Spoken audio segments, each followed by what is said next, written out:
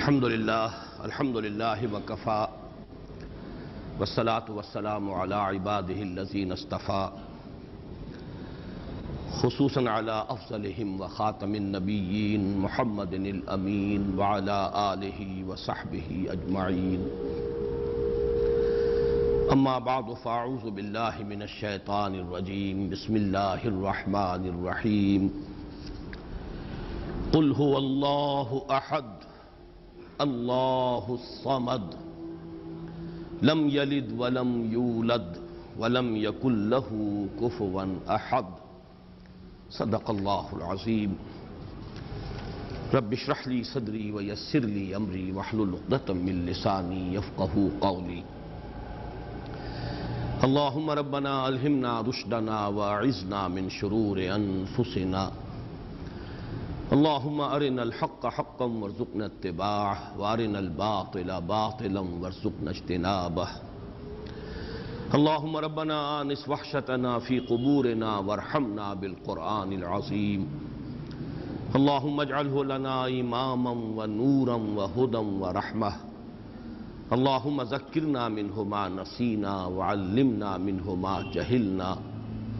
وارزقنا تلاوته آناء اللیل واطراف النہار واجعلہ لنا حجتا یا رب العالمین آمین۔ ہمارا آج کا درس بھی 3 ہفتوں کے بعد ہو رہا ہے، یعنی 2 ہفتے کے ناغے سے۔ البتہ اب ارادہ یہ ہے اللہ تعالیٰ پورا کرائے کہ بقیہ 2 صورتیں جو آج کے بعد رہ جائیں گی، آج ہم سورہ اخلاص پڑھ رہے ہیں، پھر معوذتین رہ جائیں گی، تو ارادہ پختہ یہ ہے کہ اب ناغہ نہ ہو، اور 1 نومبر کو جمعہ آ رہا ہے تو 2 نومبر کو ہم سورۃ الفلق اور پھر 9 نومبر کو سورۃ الناس کا مطالعہ کر کے یہ سلسلے وار درس قرآن جو اب اپنے اختتام کو پہنچ رہا ہے، تو اس موقع پر ایک خصوصی تقریب کا بھی انعقاد کریں،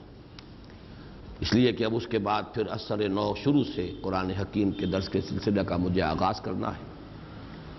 اور ارادہ یہ کیا ہے کہ آئندہ یہ درس ہفتے میں 2 مرتبہ، ہفتہ اور اتوار 2 دن تسلسل کے ساتھ، تاکہ پروگرس ہو سکے، اس لیے کہ یہ جو آخری منزل ہے ہماری سورہ حجرات کے بعد سے، اس کے دروس تو ریکارڈ ہو گئے ہیں، آڈیو میں بھی ویڈیو میں بھی، لیکن اس سے پہلے کے دروس شاذ ہی کہیں ہمارے پاس ریکارڈ میں ہیں۔ اب جیسا جتنا بھی اللہ کو منظور ہوگا ابتدا سے، تو اس میں چاہتا ہوں کہ رفتار کچھ زیادہ ہو، تو ارادہ یہ کیا ہے کہ ہر ہفتے 2 درس ہوں تاکہ ہماری رفتار کچھ تیز ہو سکے۔ ایک نقطہ میں نے اس سے پہلے 2 مرتبہ بیان کیا ہے، آج تیسری مرتبہ دہرا رہا ہوں۔ میں سوچ رہا تھا کہ کیوں میں اتنی تکرار کر رہا ہوں، تو ایک تو خیال یہ ہوتا ہے کہ ہر درس میں کوئی ہو سکتا ہے چند ہی لوگ ہوں لیکن نئے ہوتے ہیں، لیکن ایک یہ بھی کہ اگر کسی خیال کی طرف اللہ تعالیٰ نے ذہن کو منتقل کیا ہو اور یہ احساس ہو کہ اس سے پہلے شاید یہ بات کسی گوشے کی جانب سے سامنے نہیں آئی ہے، تو انسان کو فطری طور پر اس سے ایک طبعی لگاؤ ہو جاتا ہے، اور وہ نقطہ یہ ہے کہ قرآن حکیم کی جو آخری 10 آیات ہیں، یہ ایک مکمل قرآن ہے ان منیچر، ایک قرآن ان منیچر، ایک چھوٹا سا قرآن۔ اور یہ کیوں ہے؟ اس لیے کہ ظاہر بات ہے، وہ جو مصرع زبان پر آ رہا ہے کہ بزم میں اہل نظر بھی ہیں، تماشائی بھی، انسانوں میں عوام بھی ہوتے ہیں، خواص بھی ہوتے ہیں، سنجیدہ طالب علم بھی ہوتے ہیں، اور ایسے بھی ہوتے ہیں کہ جو علم سے یا کوئی طبعی مناسبت نہیں ہوتی یا اتنے مواقع انہیں نہیں ملتے، تو پورے قرآن کا پڑھنا، اس کا سمجھنا، یہ تو ظاہر بات ہے کہ سب لوگوں کا نصیب تو نہیں ہے، لیکن یہ کہ یہ 10 صورتیں چھوٹی چھوٹی صورتیں یہ ایسی ہیں کہ جو اکثر و بیشتر نمازوں میں پڑھی جاتی ہیں۔ عام آدمی بھی ذرا سا بھی اگر مس ہو، لگاؤ ہو، کوئی دلچسپی ہو دین سے، تو ان 10 صورتوں کو تو یاد کر لیتا ہے۔ یہی وجہ ہے کہ تراویح کی نماز میں جہاں کوئی حافظ نہیں ہوتے، یا آخری ایام جو ہوتے ہیں ختم قرآن کے بعد، پھر ان میں انہی 10 صورتوں کو 2 مرتبہ پڑھ کر 20 رکعتوں میں وہ جو تلاوت کی جاتی ہے۔ تو ان میں نے غور کیا تو نظر آیا کہ ایک تو دین کے جو تمام بنیادی تصورات ہیں وہ سب جمع ہو گئے، یہاں تک کہ جو بڑی اہم اصطلاحات ہیں، دین، دین کا بنیادی مفہوم کیا ہے، دین کا اصطلاحی مفہوم کیا ہے، دین کی نسبت اصلاً کس کی طرف ہے، مجازی نسبت کس کی طرف ہے، یہ سارے معاملات، رب کا مفہوم، ربوبیت کے تقاضے، یہ تمام عبادت جو گردان ہوئی ہے، قل یا ایھا الکافرون لا اعبد ما تعبدون ولا انتم عابدون ما اعبد ولا انا عابد ما عبدتم ولا انتم عابدون ما اعبد۔ اب آپ دیکھیے کہ وہ بنیادی اصطلاح ہے اور اس کو کس طریقے سے تکرار کے ساتھ سامنے لایا گیا ہے۔ صلاۃ، یہ بھی اس کے اندر، فویل للمصلین الذین هم عن صلاتهم ساہون، سورۃ الکوثر میں فصل لربک وانحر ان شانئک هو الابتر۔ تو واقعہ یہ ہے کہ اگر یہ 10 صورتیں بھی انسان نے پڑھ لی، اور ظاہر بات ہے سورہ فاتحہ تو ہر مسلمان جانتا ہی ہے، پڑھتا ہی ہے، ہر نماز کی رکعت میں پڑھتا ہے، لیکن یہ 10 صورتیں بھی اگر کوئی عام انسان سمجھ لے تو واقعہ یہ ہے کہ دین کے جو بنیادی تصورات ہیں اس کی گرفت میں آ جائیں گے، پھر ان کو یاد رکھنا آسان، ان کو دہراتے رہنا آسان۔ دوسرا اسی کا ذیلی نقطہ یہ ہے کہ اس میں ایک عجیب ترتیب مجھے محسوس ہوئی کہ پہلی 7 صورتوں کا تعلق در حقیقت سیرت النبی سے ہے، اور آخری 3 جن میں سے پہلی آج ہم پڑھ رہے ہیں یہ دین کی بنیادی تعلیم جو ہے توحید۔ عام طور پر سمجھا جاتا ہے کہ صرف سورہ اخلاص توحید کی صورت ہے، اصل میں معوذتین بھی توحید ہی کی صورتیں ہیں، یہ میں بعد میں بیان کروں گا، اس لیے کہ در حقیقت سورہ اخلاص کی جو دوسری آیت ہے، اللہ الصمد، اللہ ہی وہ ذات ہے جس کی پناہ طلب کی جا سکتی ہے، جس کی طرف رجوع کیا جا سکتا ہے، جس کی پشت پناہی جو ہے چاہی جا سکتی ہے۔ یہ پناہ میں آنا، پشت پناہی طلب کرنا، یہی تو معوذتین کا مضمون ہے۔ تو معوذتین در حقیقت دونوں جو ہے اس اللہ الصمد ہی کی شرح پر مشتمل ہے، اور یہ وہ توحید عملی ہے۔ بہرحال 3 صورتیں آخری جو ہیں وہ تو توحید کا نہایت عظیم خزانہ۔ پہلی 7 صورتوں میں ایک عجیب حسن ترتیب کے ساتھ سیرت کے مضامین ہیں۔ کسی بھی انسانی شخصیت کی سیرت لکھی جائے، اس کی لائف بائیوگرافی لکھی جائے، پہلی بات یہ ہوگی کب ولادت ہوئی، کہاں ولادت ہوئی۔ سورۃ الفیل کیا ہے؟ عام الفیل میں ولادت ہوئی ہے، اور وہ اصحاب الفیل کون تھے جو خانہ کعبہ کو ڈھانے کے لیے ارادے سے آئے تھے، مکہ مکرمہ میں ہے، تو گویا کہ یہ حضور صلی اللہ علیہ وسلم کی ولادت کے ساتھ منسلک ہے سورۃ الفیل۔ پھر یہ کس قوم سے تھے، کس قبیلے سے تھے، کیا آپ کا خاندان کا حسب نسب کیا ہے۔ سورۃ القریش کیا ہے؟ قریش آپ کا قبیلہ ہے جس کے آپ ایک فرد ہیں، ان کا کیا مقام تھا، اللہ کے ان پر کیا احسانات تھے، کس طرح انہوں نے ان احسانات کی ناشکری کی ہے، یہ ہے سورۃ القریش کا مضمون۔ لإلاف قریش إیلافہم رحلۃ الشتاء والصیف فلیعبدوا رب ھذا البیت الذی اطعمہم من جوع وآمنہم من خوف۔ پھر تیسری صورت، جس ماحول میں آپ پیدا کیے گئے، جہاں آپ کو اپنا عظیم فرض منصبی ادا کرنا تھا، اس کے کردار اور اخلاق کا عالم کیا تھا، یہ جو سورہ مبارکہ ہے۔ ارأیت الذی یکذب بالدین فذلک الذی یدع الیتیم ولا یحض علی طعام المسکین فویل للمصلین الذین هم عن صلاتهم ساہون الذین هم یراؤون ویمنعون الماعون۔ یہ سارا کس کا بس بیان ہو رہا ہے؟ اہل مکہ کے حالات، ان کی اخلاقی پستی، دینی اعتبار سے جو زوال وہ آ چکا تھا، دین ابراہیمی کے جو مس کر چکے تھے، نماز کا حلیہ بگاڑ چکے تھے، کوئی نیکی تھی تو صرف ریاکاری کی نیکی تھی، حقیقت بر سے بالکل محروم۔ یہ وہ ماحول تھا جس میں کہ آپ کو یہ عظیم کام جو ہے سونپ کر بھیجا گیا، اصلاح کا اور انقلاب کا۔ پھر آپ کا ذاتی مقام و مرتبہ کیا ہے؟ انا اعطیناک الکوثر فصل لربک وانحر۔ اسی میں یہ کہ مخالفت ہوگی، لیکن آپ کے مخالفین خائب و خاسر ہوں گے، ناکام ہوں گے۔ ان شانئک ھو الابتر۔ قل یا ایھا الکافرون کیا ہے؟ جب یہ مخالفت اور یہ تصادم، کشاکش حق و باطل کی اپنی انتہا کو پہنچ کر پھر ذرا نرمی پر آئی ہے اور مصالحت کی باتیں شروع ہوئی ہیں، تو یہ اعلان برات، قل یا ایھا الکافرون لا اعبد ما تعبدون ولا انتم عابدون ما اعبد، یوں سمجھیے کہ پورا مکی دور اس میں آ گیا۔ اور آخری 2 صورتیں یہ انجام ہے، جیسا کہ میں عرض کر چکا ہوں، یہ ایک آیت کو 2 حصوں میں تقسیم کر دیجئے، جو سورہ بنی اسرائیل کی آیت ہے، قل جاء الحق وزهق الباطل اذا جاء نصر اللہ والفتح ورأیت الناس يدخلون فی دین اللہ افواجا۔ اس میں حضور صلی اللہ علیہ وسلم کی حیات طیبہ کے آخری دور کا نقشہ آ گیا، اور یہ کہ جو آپ کے سب سے کٹر دشمن تھے، سب سے زیادہ معاند ابو لہب اور اس کی بیوی، عورتوں میں سر فہرست ام جمیل، اور مردوں میں سب سے زیادہ یوں جس کے لیے میں نے وہ بڑے ثقیل الفاظ بھی آپ کو سنائے تھے، جو کہ یوں سمجھیے کہ نکما ترین انسان جو ہو سکتا ہے، پست ترین اخلاق کا اور سخت ترین مخالف اور قریب ترین عزیز، یہ سارے ترین جمع کیجئے تو وہ ایک شخص بنتا ہے ابو لہب، لیکن اس کے ہاتھ ٹوٹ گئے، وہ برباد ہو گیا، وہ تباہ ہو گیا۔ یہ در حقیقت ان چاروں کو جمع کیا جائے، یہ جو دونوں میں نے آپ کو صورتیں بیان کی ہیں، تو یہ ہے در حقیقت نبی اکرم صلی اللہ علیہ وسلم کے مشن کا وہ آخری وقت کہ آپ کا وہ مشن مکمل ہوا۔ تو یہ 7 صورتیں در حقیقت حضور صلی اللہ علیہ وسلم کی سیرت کے ساتھ متعلق ہیں۔ باقی جو علم کے موتی ہیں، معرفت کے اعلیٰ علمی مضامین جو ہیں، وہ ان سے قطع نظر، وہ تو جو بھی ہے ہمارے ان دروس میں بیان ہو گئے ہیں۔ پھر آخری 3 صورتیں جو ہیں، یہ ہے در حقیقت دین کی اصل تعلیم، لب لباب، دین توحید ہے اسلام۔ توحید 4 آیات میں سورہ اخلاص کے، اور پھر توحید ہی کا ایک عکس ہے۔ اور یہ توحید کیا ہے؟ توحید فی التعوذ، تعوذ پناہ صرف ایک کی طلب کی جائے۔ جیسے آپ کو معلوم ہے کہ توحید ہی کا تقاضا ہے توکل، توحید فی التوکل، بھروسہ سوائے اس کے اور کسی پر نہ ہو، اللہ تتخذوا من دونی وکیلا۔ اسی طرح یہ توحید تعوذ میں کس سے پناہ طلب کرو گے؟ استعاذہ، کون تمہیں پناہ دینے کی قدرت رکھتا ہے؟ قل اعوذ برب الفلق، قل اعوذ برب الناس۔ تو یہ چند نکات ہیں کہ جن کی طرف ذہن منتقل ہوا، اور میں نے چاہا کہ آج پھر آپ کے سامنے ہی بیان کر دوں۔ ایک دوسرا اہم مضمون جو میں بیان کرتا چلا آ رہا ہوں، وہ یہ ہے کہ ان 10 صورتوں کے اندر ترتیب یہ ہے کہ پہلی 4 صورتیں تو نمایاں طور پر جوڑوں کی شکل میں ہیں۔ سورۃ الفیل، سورۃ القریش، یوں سمجھیے ایک ہی مضمون ہے، ایک ہی تصویر کے 2 رخ ہیں۔ پھر اسی طریقے سے اس سے اگلی صورت جو ہے وہ ارایت الذی یکذب بالدین، سورہ معون اور سورہ کوثر، یہ بھی ایک ہی تصویر کے 2 رخ ہیں۔ ایک کردار وہ ہے جن سے ثابتہ ہے محمد الرسول اللہ صلی اللہ علیہ وسلم کو، ایک مقام اور مرتبہ ہے محمد الرسول اللہ کا، یہ بھی ایک ہی مضمون ہے، جوڑا ہے۔ البتہ پھر سورہ کافرون ایک منفرد مزاج کی صورت ہے۔ اگلی 2 صورتیں نمایاں طور پر جوڑے کی شکل میں ہیں، جاء الحق وزهق الباطل،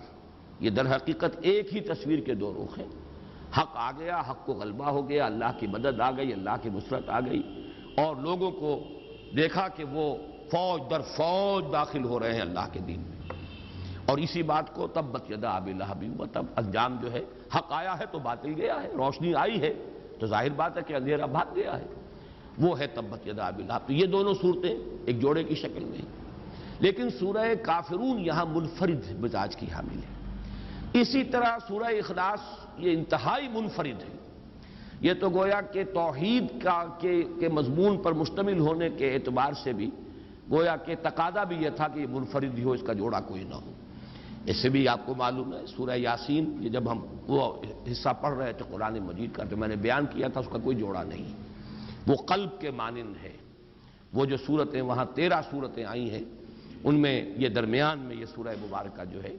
ان کو اس طریقے سے رکھا گیا ہے، بلکہ 21 صورتیں ہیں، وہ دو گروپس جو ہیں مکی صورتیں، 10 ادھر اور پھر 10 ادھر، درمیان میں یہ سورہ یاسین ہے پریزائڈنگ پوزیشن میں، اور وہ بالکل منفرد ہے۔ اسی طرح سورہ اخلاص منفرد ہے۔ اگلی 2 صورتوں کو اندھا بھی جانتا ہے کہ یہ جوڑا ہے، معوذتین نام ہی ان کا جو ہے، 2 صورتیں جن میں تعوذ کی تلقین ہوئی ہے، قل اعوذ برب الفلق، قل اعوذ برب الناس۔ تو یوں سمجھئے کہ یہ آخری 6 صورتیں جو ہیں 2 سہ سوروں کی شکل میں ہیں۔ یہ سہ سوروں کی شکل میں ہونے سے اب ایک نقشہ بھی میں نے بلکہ آج اپنے کاغذ پر تو کھینچا تھا کہ اگر آپ 2 مثلثیں ساتھ ساتھ ڈرا کر لیں، ایک مثلث ادھر ہے، ایک مثلث ادھر ہے، تو یہ سہ سوروں کو ریپرزنٹ کریں گی۔ پہلا سہ سورہ ہے کافرون،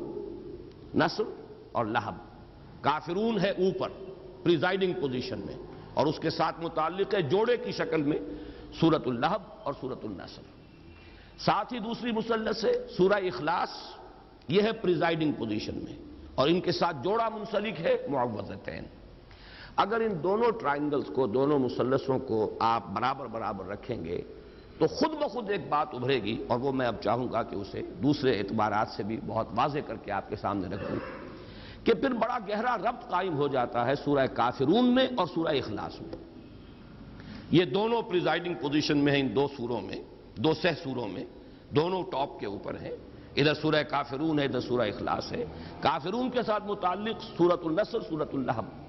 سورۃ الاخلاص کے ساتھ متعلق سورۃ الفلق، سورۃ الناس۔ یہ دونوں جو ٹاپ پر ہیں، ان کے مابین جو ربط ہے ذرا اس کو آپ سمجھیے کہ کس کس اعتبار سے۔ اب نوٹ کیجئے، حضور کا عام طور پر معمول جو تھا، قرآن مجید کی قرأت جو آپ نماز میں کیا کرتے تھے، تو وہ قریب کے جوڑے آپ لیتے تھے، سورۃ الاعلیٰ اور سورۃ الغاشیہ۔ حالانکہ سورہ غاشیہ بڑی ہے تعداد آیات کے اعتبار سے، لیکن یہ کہ جمعے کی نماز میں اور عیدین کی نمازوں میں، چونکہ دونوں میں فذکر تذکیر کا حکم ہے، ان دونوں صورتوں کو جمع کرتے تھے، یا پھر سورہ جمعہ، سورہ منافقون یہ آپ جمع کرتے تھے۔ لیکن بعض جگہوں پر آپ کا ہم نے معمول دیکھا کہ اس اصول سے ہٹ کر کہیں سے ایک صورت لی ہے، کہیں سے دوسری لی ہے، تو اس میں بھی کوئی نہ کوئی مناسبت ہوتی ہے۔ سورہ کافرون اور سورہ اخلاص کا عجیب معاملہ ہے کہ اہم ترین جو سنتیں ہمارے ہاں نماز کی جو شمار ہوتی ہیں، ان میں حضور کا معمول ان دونوں کو جمع کرنے کا ہے۔ فجر کی 2 سنتیں،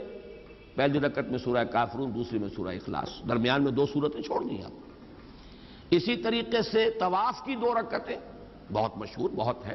طواف کے ساتھ ان کا ایک بڑا گہرا ربط، پہلی میں سورہ کافرون، دوسری میں سورہ اخلاص۔ یہ جو ربط اور تعلق ہے، اس کو اچھی طریقے سے سمجھ لیجئے کہ ان میں بڑی یعنی گہری مناسبت ہے ان دونوں صورتوں کے اندر۔ اور اسی کے ساتھ نوٹ کیجئے، یہی 2 صورتیں ہیں جن کے نام بے شمار ہیں اور ایک نام مشترک ہے۔ سورہ کافرون کے بارے میں یہ بات میں اس وقت بتانا بھول گیا کہ اس کا نام سورۃ الاخلاص بھی ہے۔ سورہ اخلاص ان دونوں صورتوں کا نام ہے، ویسے وہ زیادہ مشہور سورہ کافرون کے نام سے ہے، لیکن یہ کہ اس کے بھی نام بہت ہیں، اس کے بھی نام بہت ہیں۔ آج جو میں اس سورہ مبارکہ کے نام ہے وہ تو میں بعد میں آپ کو گنواؤں گا بھی، سورہ اخلاص کے نام۔ اور یہ عربوں کے اس مزاج کے مطابق ان کا ایک ذوق تھا، جس چیز سے انہیں زیادہ محبت ہوتی تھی، جس چیز کی زیادہ عظمت ہوتی تھی، اس کے نام بہت زیادہ رکھ دیتے تھے، مختلف پہلوؤں سے، مختلف صفات کے اعتبار سے۔ شیر کے آپ کو لیے ہزاروں لفظ مل جائیں گے، اب شیر کی ہر ادا کے اعتبار سے اس کا ایک علیحدہ نام ہو جائے گا۔ تلوار کے لیے، گھوڑے کے لیے بے شمار ان کے نام ہوں گے۔ اسی طرح جن صورتوں سے خصوصی محبت تھی صحابہ کرام کو، تو ان صورتوں کے انہیں نام رکھے، ایک سے بہت زیادہ۔ ان دونوں صورتوں کا یہ بھی وصف مشترک ہے۔ الاخلاص دونوں کا نام ہے، المقشقشہ نام دونوں کا ہے۔ اچھا، اس میں جو اصل ربط ہے اس کا پہچانیے، مانوی ربط۔ یہ سورہ کافرون اور سورہ اخلاص کے مابین بڑی یعنی مانوی جو ان دونوں کا ربط ہے، اس کے اعتبار سے اہم بات ہے کہ سورہ کافرون میں ما اعبد، جسے میں پوجتا ہوں، یہ 2 مرتبہ آیا۔ تم نہیں پوجو گے جسے میں پوجتا ہوں، یا تم نہیں پوجتے ہو جسے میں پوجتا ہوں، اور میں نہیں پوجوں گا جسے تم پوجتے ہو، اور میں نہیں پوجتا جنہیں تم پوجتے ہو۔ ایک فطری سوال اٹھتا ہے کہ آپ کسے پوجتے ہیں؟ وہ کون ہے؟ اس کی صفات کیا ہے؟ اس کی شان کیا ہے؟ جیسے کہ روایات میں بھی الفاظ آتے ہیں کہ حضور سے پوچھا گیا صف لنا ربک، صفت بیان کیجئے نا ذرا، آپ کس کو پوچھتے ہیں؟ اسی طرح کہا گیا انصب لنا ربک، اپنے رب کا نسب نامہ ذرا بیان تو کریں، کس کو پوچھتے ہیں آپ؟ اس کے پیچھے جو اصل مسئلہ ہے وہ سمجھ لیجئے کہ جہاں تک لفظ اللہ ہے وہ تو مشترک ہے، وہ بھی اللہ کو پوچھتے تھے۔ یہ تو نہیں تھا کہ وہ اللہ کو نہیں مانتے تھے، اللہ کو مانتے تھے، اللہ کو پوچھتے تھے، اللہ سے دعائیں کرتے تھے، اللہم اللہم پکارتے تھے اللہ کو۔ تو کیسے کہتے ہیں حضور کہ جسے میں پوچھتا ہوں تم نہیں پوچھتے؟ مطلب کیا ہوا اس کا کہ نام مشترک ہے، تم نے اس کے صفات کچھ اور بنا لیے ہیں، تم نے اس کے ساتھ کچھ ایسی چیزیں شامل کر دی ہیں، وہ تمہارے اپنا ذہن کا تراشیدہ اللہ ہے، وہ اللہ نہیں ہے جس سے میں پوچھتا ہوں۔ کہ یاراں دیگرے رامی پرستند، نام مشترک ہے لیکن میں اس اللہ کو نہیں پوچھتا جسے تم پوچھتے ہو، وہ اللہ کوئی اور اللہ ہے، وہ تمہارے ذہن کا تراشیدہ اللہ ہے، اس کی صفات تم نے خود کوئی گھڑ لی ہے، اس کو تم نے گرا دیا ہے، مخلوقات کی صف میں لا کے کھڑا کر دیا، وہ میرا معبود نہیں ہے، میرا معبود کوئی اور ہے۔ نام سے دھوکہ نہ کھاؤ، نام مشترک ہے لیکن ان کا مدلول، اس نام کا اصل مصداق، اس نام سے مراد، اس نام کا مسمى بالکل جدا ہے۔ وہ ہے در حقیقت، وہ کون ہے؟ اس کا جواب ہے قل هو اللہ احد اللہ الصمد لم یلد ولم یولد ولم یکن له کفوا احد۔ تو معلوم یہ ہوا کہ چاہے نام مشترک تھا، قرآن مجید میں بارہا اس درس کے دوران میں نے آپ کو سنایا ہے کہ قرآن میں آتا ہے، ان سے پوچھئے آسمان زمین کس نے پیدا کیے؟ کہیں گے اللہ نے پیدا کی۔ من خلق السماوات والارض قل اللہ، یقول وہ کہیں گے اللہ، لیکن یہ کہ یہ اللہ کے ساتھ انہوں نے جو اور تصورات شامل کر لیے ہیں، اب وہ اللہ نہیں رہا ہے جس کو میں پوچھتا ہوں۔ نام کا اشتراک ضرور ہے میرے اور تمہارے مابین، باقی یہ کہ اس اللہ کی شان بالکل جدا ہے اس معبود سے کہ جس کو تم پوج رہے ہو۔ اور وہ معبود کون ہے؟ وہ یہ ہے کہ جو اس سورہ مبارکہ میں بیان ہو رہا ہے، جس کی صفات کا، جس کی شانوں کا تذکرہ یہاں کیا جا رہا ہے۔ اب جیسا کہ میں نے عرض کیا تھا کہ سورہ اخلاص کے نام ویسے امام رازی نے تو 20 نام گنوا دیے ہیں، لیکن میں جلدی سے آپ کو اس کے چونکہ مختلف مضامین کے اعتبار سے اس کی جو صفات ہیں اس کے پہلوؤں سے نام رکھ دیے گئے۔ سورۃ التفرید، فرد کر دینے والی سورت، یعنی اللہ تعالیٰ کی ذات کو علیحدہ کر دینے والی، بالکل ایک فرد کی حیثیت سے کہ کسی اور کے ساتھ کوئی اشتباہ نہ ہو۔ سورۃ التجرید، مجرد کر دینے والی، تمام وہ صفات جو ہیں کہ جن کے ساتھ متصف کر دیا گیا ہے دوسرے الہہ کو، ان سب سے علیحدہ کر دینے والی۔ سورۃ التوحید، سورۃ النجات، سورۃ الولایہ، سورۃ النسبہ، سورۃ المعرفہ، سورۃ الجمال، سورۃ المقشقشہ، سورۃ الصمد۔ یہ بھی نوٹ کیجئے، پورے قرآن حکیم میں چونکہ صرف یہی سورہ مبارکہ ہے جس میں الصمد کا لفظ آیا ہے، بلکہ نہ اس مادے سے کہیں کوئی لفظ آیا ہے، نہ کوئی نکرہ، نہ کوئی معرفہ، نہ کوئی اس سے مشتق، بلکہ اس مادے سے بس یہی ایک لفظ آیا ہے جو سورہ مبارکہ میں الصمد۔ تو سورۃ الصمد، سورۃ الاساس، یہ مختلف نام ہیں، اور جیسا کہ میں عرض کر چکا ہوں یہ ہے اصل میں اس بنیاد پر کہ عربوں کا مزاج تھا، یہ در حقیقت ان کے بہت ہی زیادہ یعنی قادر الکلام ہونے کا ایک مظہر ہے، ان کے اندر جو فصاحت و بلاغت کا ایک خاص ذوق تھا کہ اب ایک ہی شخص ہے فرض کیجئے، لیکن اس کے بہت سے اس کی صفات ہوں گی، اس کی شانیں، اس کی ادائیں، تو ہر ادا کے حوالے سے اس کا ایک علیحدہ نام، اس صفت کے حوالے سے اس کا نام، جیسے کہ آپ کو معلوم ہے خود اللہ تعالیٰ کے نام تمام کے تمام صفاتی ہیں، اللہ کی ہر صفت کے ساتھ الف لام جوڑ دیجئے تو وہ اللہ تعالیٰ کا نام بن جاتا ہے۔ تو اس اعتبار سے جن چیزوں سے محبت زیادہ ہوتی تھی، جس سے عقیدت ہو یا جس سے کی عظمت کا کوئی دل میں نقش قائم ہو، اس کے لیے وہ بہت سے نام رکھ دیتے تھے۔ ایک یہ کہ اس سورہ کا زمانہ نزول کیا ہے، یہ بھی ایک اہم مضمون ہے۔ یہ سورہ مبارکہ ان چند صورتوں میں سے ہے جن کے بارے میں بالآخر یہ کہا گیا کہ یہ 2 مرتبہ نازل ہوئی، اس لیے کہ بہت سی روایات ہیں جو اس طرح دلالت کرتی ہیں کہ یہ مکی صورت ہے، اس لیے کہ مشرکین مکہ نے سوال کیا تھا کہ صف لنا ربک یا انصب لنا ربک، ذرا بیان کیجئے کیا آپ کس کو پوجتے ہیں؟ آپ کہتے ہیں کہ میں نہیں پوجتا اسے جنہیں تم پوجتے ہو، اور تم نہیں پوجتے اسے جسے میں پوجتا ہوں، تو آپ کسے پوجتے ہیں؟ ہمیں ذرا بیان کیجئے اس کی شان کیا ہے، اس کی صفات کیا ہے۔ تو اس اعتبار سے مکے میں ہی یہ سورہ مبارکہ نازل ہوئی، بہت سی اس کی جو ہے وہ روایات موجود ہیں۔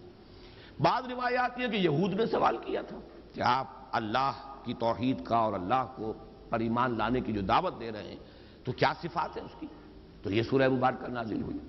تو یہ مختلف روایات ہیں، اور اس پر میں سمجھتا ہوں کہ حق ادا کر دیا ہے مولانا مودودی مرحوم نے تفہیم القرآن کے، اس کا جو اب ہر سورت کا وہ ایک مقدمہ لکھتے ہیں،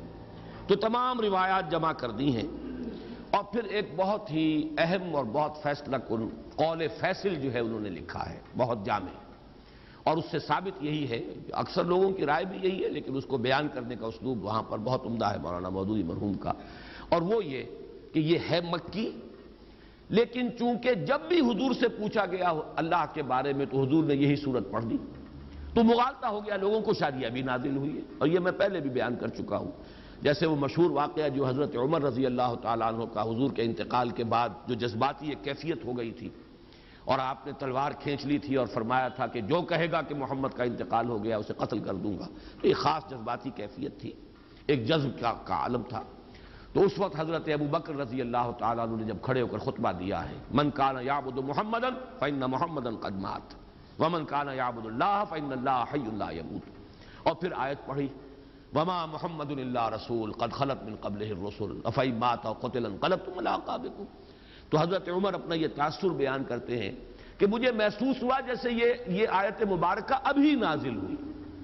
اب ظاہر بات ہے حضرت عمر کا معاملہ تو اور ہے، وہ تو قرآن کے جاننے والے اور قرآن کے عالم تھے، انہیں معلوم تھا یہ کہ آیت کب نازل ہوئی ہے، لہذا انہوں نے تو الفاظ یہ کہ گویا کہ ابھی نازل ہوئی ہے، یعنی اس وقت کا تاثر اتنا گہرا ہوا اس آیت کے پڑھنے کا، جو حضرت ابوبکر نے جب اس کا حوالہ دیا تو تاثر اتنا گہرا تھا خود حضرت عمر کے دل پر کہ آپ فرماتے ہیں کہ میں نے محسوس کیا کہ گویا یہ آیت ابھی نازل ہوئی۔ لیکن عام لوگوں کا تصور، ظاہر بات ہے کہ ہر شخص کو قرآن کا اتنا جاننے والا نہیں تھا۔ کتنے لوگ تھے کہ جن کے پاس قرآن مجید پورا موجود بھی نہیں تھا، مصحف کہاں تھے؟ یہ مصحف کی شکل میں تو حضرت ابوبکر کے زمانے میں جمع کیا گیا، ورنہ باقاعدہ ما بین الدفتین کتابی شکل میں حضور کے زمانے میں قرآن تھا ہی نہیں۔ تو ایسے مواقع پر جب بھی کسی نے کوئی سوال کیا اللہ تعالیٰ کی ذات و صفات کے بارے میں اور حضور نے یہ صورت پڑھ دی، تو کسی شخص کو کہ جو اس مجمع میں موجود ہو یہ گمان ہو سکتا ہے کہ یہ صورت ابھی نازل ہوئی ہے، اس سوال کے جواب میں نازل ہوئی ہے۔ اور اس اعتبار سے یہ رائے بھی بن گئی کہ یہ گویا کہ مدنی صورت ہے، لیکن یہ کہ مضامین کو دیکھیے، اس کا اسلوب دیکھیے، اس کا سٹائل دیکھیے، سب کے سب قطعی ثبوت ہے یہ شے کہ یہ سورہ مبارکہ صرف مکی نہیں، مکی دور کے بھی بالکل ابتدائی زمانے سے متعلق ہے۔ اس کے لیے بھی جو ایک برہان قاطع دی ہے مولانا مودودی نے، وہ بہت ہی کنونسنگ ہے، اس لیے کہ اس میں جو لفظ احد آیا ہے، یہ بعد میں اس کی مزید جو تشریح کروں گا تو وہ بات سامنے آ جائے گی، سوائے اللہ کی ذات کے یہ لفظ صفت کے اعتبار سے کسی اور کے لیے مستعمل نہیں، نہ اس سے پہلے اس کا استعمال تھا، یہ صرف نازل ہوا قرآن مجید میں اللہ کی ذات کے لیے صفت کے طور پر۔ اس اعتبار سے غور کیجئے تو جب حضرت بلال کے واقعات آتے ہیں رضی اللہ تعالیٰ عنہ، جب امیہ ابن خلف جو ان کا آقا تھا، جب انہیں سخت سزائیں دیتا تھا اور جب تپتی ہوئی زمین پر لٹا کر اور ایک بھاری پتھر سینے پر بھی رکھ دیتا تھا اور اوپر سے آگ برسا رہا ہوتا تھا مکے کا سورج، اس وقت بھی ان کی زبان سے لفظ نکلتا تھا احد احد احد احد احد احد، وہ کسی درجے میں بھی کمپرومائز کرنے کے لیے تیار نہیں۔ تو یہ احد اس وقت جو ان کی زبان سے نکل رہا ہے، یہ قطعی ثبوت ہے اس کا کہ یہ سورہ مبارکہ اس وقت نازل ہو چکی تھی، اور اسی کے حوالے سے قل هو اللہ احد اللہ الصمد، تو یہ احد کا لفظ جو ہے یہ تو بڑی قطعی میں سمجھتا ہوں کہ دلیل ہے اس بات کی کہ حضرت بلال، یہ سن 4 یا 5 کا واقعہ، یہ تعذیب المسلمین کا آغاز سن 4 میں ہوا ہے، سن 5 میں وہ اپنے عروج کو پہنچ گیا، پرسیکیوشن مسلمانوں کی، اور ان میں ظاہر بات ہے کہ سب سے زیادہ جو بھی اس کا نشانہ بنے اس تشدد کا، وہ غلاموں کے طبقے سے جو لوگ ایمان لائے تھے، تو یہ وہ دور ہے۔ تو اس سے یہ ثبوت اس کا بالکل واضح طور پر مل گیا کہ یہ مکی صورت ہے، البتہ چونکہ اس کا بہت سے مواقع پر حوالہ آیا ہوگا بالکل فطری طور پر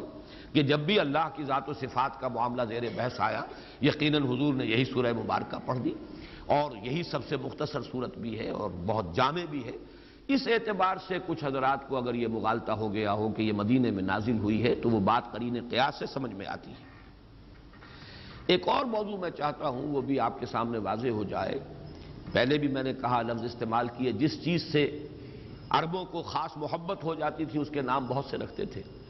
اس سورہ مبارکہ سے صحابہ کرام کو جس درجے شغف تھا، جتنی محبت تھی، اس کے ضمن میں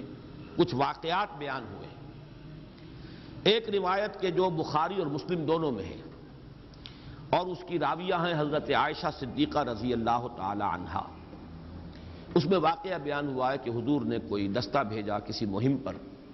اور ایک اس کے سردار ظاہر بات ہے امیر تھے، امیر الجیش، اب جہاں بھی نماز پڑھی جاتی تھی تو وہی امیر امام بھی ہوتے تھے، تو وہ ہر رکعت میں چاہے اور قرآن مجید کا کوئی حصہ پڑھے لیکن آخر میں قل هو اللہ احد ضرور پڑھتے تھے۔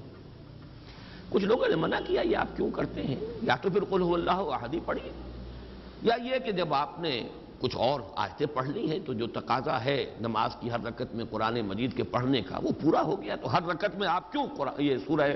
اخلاص بھی تلاوت کرتے ہیں؟ تو انہوں نے کہا بھائی مجھے اس سے بڑی محبت ہے اور میں نہیں پڑھ سکتا قرآن مجید کی، یعنی نماز کی کوئی رکعت میرے لیے ممکن نہیں ہے کہ اس صورت کے بغیر۔ پھر واپس آ گئے تو حضور سے شکایت کی گئی کہ یہ کرتے تھے وہ، یعنی شکایت کی گئی یا بتایا گیا تاکہ حضور کی رائے معلوم ہو کہ آیا وہ صحیح کرتے تھے یا غلط کرتے تھے۔ تو حضور نے پوچھا کہ ان سے تم نے یہ بھی سوال کیا کہ ایسا کیوں کرتے ہیں؟ تو انہوں نے جواب دیا جی ہاں ہم نے پوچھا تھا، وہ کہتے ہیں مجھے اس سے بہت محبت ہے اس سورہ مبارکہ سے۔ تو حضور نے فرمایا اب یہ الفاظ نوٹ کر لیجئے، اخبروہ ان اللہ تعالی یحبہ، اسے خبر دے دو، خوشخبری دے دو کہ اگر اسے اس سورت سے محبت ہے تو اللہ اس سے محبت کرتا ہے۔ یہ اس سورہ مبارکہ کی شان ہے۔ جیسے میں نے وہ سورۃ العصر والا جو کتاب چاہے اس میں وہ روایت نقل کی ہے کہ حضور کے صحابہ کا یہ معمول تھا، کان الرجلان من اصحاب النبی صلی اللہ علیہ وسلم اذا التقیا لم يتفرقا حتى يقرأ احدهما على الاخر سورۃ العصر۔ جب کوئی دو صحابی آپس میں ملاقات فرماتے تھے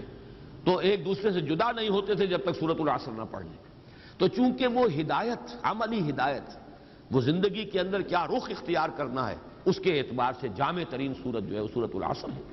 تو اس کا تذکرہ، اس کی یاد، اس کی تذکیر، اس کو ذہن میں مستحضر رکھنا، اس کو ایک دوسرے کو یاد دلاتے رہنا، یہ ان کا مزاج تھا۔ اسی طرح یہ سورہ مبارکہ اللہ تعالیٰ کی توحید پر جس قدر جامع ہے، اس کے حوالے سے صحابہ کا اسی طرح کا واقعہ جو ہے، بخاری میں ایک اور روایت ہے حضرت انس سے رضی اللہ تعالیٰ عنہ، یہ ذرا اس سے برعکس معاملہ ہے۔ یعنی وہ تو یہ کرتے تھے صحابی کہ ہر رکعت میں جو حصہ پڑھا قرآن مجید کا، اس کے بعد سورہ اخلاص پر اس رکعت کو ختم کیا۔ یہ مسجد قباء میں ایک امام مقرر کیے گئے، انصار کا قبیلہ تھا یہ جو آباد تھے قباء کی بستی میں، تو وہاں جو جن صاحب کو امامت کے جو فرائض سر انجام دیتے تھے مسجد قباء میں، ان کا طرز عمل یہ تھا کہ ہر رکعت میں پہلے سورہ اخلاص پھر کوئی اور مقام۔ یہ گویا کہ بات تو وہی ہوئی، لیکن یہ ان سے بھی آگے تھے اس معاملے میں کہ ہر رکعت میں پہلے سورہ اخلاص اور اس کے بعد کوئی اور آیات۔ ان سے بھی یہی معاملہ ہوا، ان سے بھی کہا گیا آپ ایسا کیوں کرتے ہیں، اور پھر یہ کہ ان کی بھی بات پہنچائی گئی حضور تک۔ حضور نے بلایا، کیوں کرتے ہو ایسا؟ ان کا حضور مجھے اس صورت سے بہت محبت ہے۔ آپ نے فرمایا حبک ایہا ادخلک الجنہ، تیری جو محبت اس صورت سے ہے وہ تجھے جنت میں پہنچا دے گی، بلکہ الفاظ تو یہ اس نے تجھے جنت میں داخل کر دیا، ادخلک الجنہ، داخل کر دیا اس نے تجھے جنت میں، اس محبت نے کہ جو تجھے اس سورہ مبارکہ سے۔ تو یہ اس سورہ مبارکہ کے ساتھ صحابہ کرام ان کا ایک خصوصی شغف اور ان کی ایک انتہائی جو ایک قلبی محبت کا معاملہ ہے، اس کے لیے یہ واقعہ ذہن میں رکھیے۔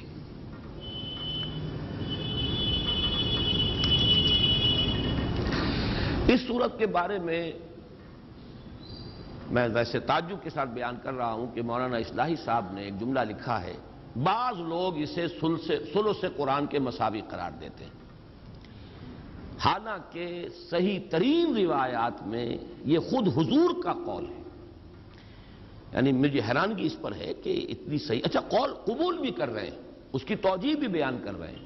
یہ ثلث قرآن کیوں ہے؟ اس لیے ہے کہ اگر دین کا آپ تجزیہ کریں گے، دین کی جڑ و بنیاد ایمان ہے، ایمان کے 3 اجزاء ہیں، توحید، معاد اور رسالت۔ یہ 3 بنیادی آرٹیکلز آف فیتھ جنہیں آپ کہیں گے، ان کا نام مجموعی ایمان ہے۔ ایمان جڑ ہے، دین کی بنیاد ہے۔ لہذا جب 3 میں سے ایک کے اوپر یہ نہایت جامع صورت ہو گئی تو معلوم یہ ہوا کہ پھر یہ ثلث قرآن کے مسائل توجیہ بھی کر رہے ہیں، قول بھی نقل کر رہے ہیں، لیکن وہ قول جو محمد الرسول اللہ صلی اللہ علیہ وسلم کا ہے اور جو صحیح ترین احادیث میں وارد ہوا ہے، اس کی طرف بھی حوالہ اس طرح دینا یہ مجھے سمجھ میں نہیں آتا ہے۔ کہ ظاہر بات ہے کہ یہ تفسیر کا حصہ، تدبر قرآن کا یہ حصہ مولانا اصلاحی صاحب نے اب اس عمر کو پہنچ کر لکھا ہے جس میں قواعد ضعیف ہو جاتے ہیں، اور معلوم ایسا ہوتا ہے کہ کچھ حدیث نبوی سے کچھ ایسا بودھ پیدا ہو چکا تھا مزاج میں کہ جہاں انہیں اختلاف ہے وہاں تو ظاہر بات ہے کہ وہ جس حدیث کو بھی چاہیں اٹھا کر پھینک دیں، وہ تو اس لیے کہ اختلاف ہے انہیں، اس کے اوپر جو جرح کرنی ہو، جو نقد کرنی ہو، لیکن جہاں اتفاق ہے، اس مضمون سے اتفاق ہے جو اس حدیث میں بیان ہوا، لیکن اس کا حوالہ بھی حدیث کے اعتبار سے نہیں دے رہے، میں اس پر سوائے تعجب کے اور کسی بات کا اظہار نہیں کر سکتا۔ اس کو ثلث قرآن قرار دیا خود محمد الرسول اللہ صلی اللہ علیہ وسلم۔ یہ روایت مسلم، صحیح مسلم میں ہے حضرت ابو الدرداء رضی اللہ تعالی عنہ سے، اور صحیح بخاری میں ہے حضرت ابو سعید الخدری رضی اللہ تعالی عنہ سے، اور حضرت ابن عباس اور حضرت انس سے بھی مروی ہے۔ مختلف روایات دوسری اور جو صحاح ستہ کی کتابیں ہیں، بقیہ جو ہیں 4 کتابیں، ان میں روایات ہیں بہت سے صحابہ سے، اور اس میں یہ ہے کہ حضور نے فرمایا کہ کیا تم میں سے کسی شخص کے لیے یہ ممکن نہیں ہے کہ ہر رات 1/3 قرآن پڑھ لیا کرے؟ تو صحابہ نے عرض کیا حضور کس کے لیے یہ ممکن ہے؟ ظاہر بات ہے مشقت ہے، دن کی محنت ہے، وہاں کوئی اس طرح کے مرفہ الحال لوگ تو شاذ ہی کوئی ہوں گے، بڑی محنت اور مشقت کے ساتھ اپنے معاش کا معاملہ چلتا تھا۔ ثلث قرآن، 1/3 قرآن، 10 پارے قرآن ہر رات کو پڑھنا کس کے لیے ممکن ہے؟ تو آپ نے فرمایا سورہ اخلاص پڑھ لیا کرو، وہ ثلث قرآن کے مساوی ہے۔ اب یہ جو یعنی حدیث ہے جو اس سورہ مبارکہ کی عظمت اور اس کی فضیلت کو بیان کر رہی ہے، یہ حدیث جیسا کہ میں نے آپ کو بتایا مسلم شریف میں ہے، حضرت ابو الدرداء سے، بخاری شریف میں ہے، حضرت ابو سعید خدری سے، اور بقیہ کتابوں میں بھی ہے بہت سے صحابہ سے۔ اور اس کی وجہ کیا ہے؟ وجہ یہ ہے کہ یہ توحید کے موضوع پر جامع ترین صورت ہے۔ یہ میں اصل میں مضمون ذرا آج کے درس کے اختتام پر چاہتا ہوں لانا۔ ویسے یہاں صرف اشارہ کر دوں کہ آج سے کوئی 15 یا 17 سال قبل میں نے ایک تقریر ریڈیو پر کی تھی آیت الکرسی پر، وہ چھپی ہوئی بھی ہے۔ اس میں نے ایک بات کہی تھی جس کی میں اس وقت اصلاح کرنا چاہتا ہوں کہ اس میں مجھ سے ایک غلطی ہوئی بیان کرنے میں۔ وہ غلطی یہ ہوئی کہ میں نے یہ قرار دیا، وہاں تقابل کیا کہ آیت الکرسی توحید فی الصفات پر جامع ترین آیت ہے، اور حضور کے چونکہ الفاظ ہیں کہ قرآن مجید کی آیات کی سردار آیت الکرسی ہے، تمام آیات قرآنیہ میں سب سے زیادہ افضل اور سردار تمام آیات کی آیت الکرسی ہے۔ کیوں ہے؟ توحید پر ہے، لیکن توحید اس میں اس وقت مجھے یہ محسوس ہوا کہ زیادہ اس میں توحید صفات کا بیان ہے، اور وہاں میں نے یہ جملہ لکھا ہے کہ جب کہ سورہ اخلاص یہ تمام سورتوں کی یہ سردار ہے، آیت الکرسی تمام آیتوں کی سردار ہے، اور سورۃ الاخلاص یہ تمام سورتوں کی سردار ہے، اور یہ توحید فی الذات پر نہایت جامع ہے۔ اس میں جو میں اصلاح کر رہا ہوں وہ یہ ہے کہ یہ سورہ مبارکہ صرف توحید فی الذات کے نہیں، یہ توحید فی الذات، توحید فی الحقوق، توحید فی الصفات، توحید عملی،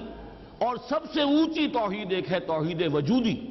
ان تمام کو اپنے اندر جمع کرنے والی صورت ہے۔ واقعہ یہ ہے کہ یہ جب تک بات سامنے نہیں آئے گی، اس کی عظمت، اس درجے، اس کے ساتھ صحابہ کی محبت،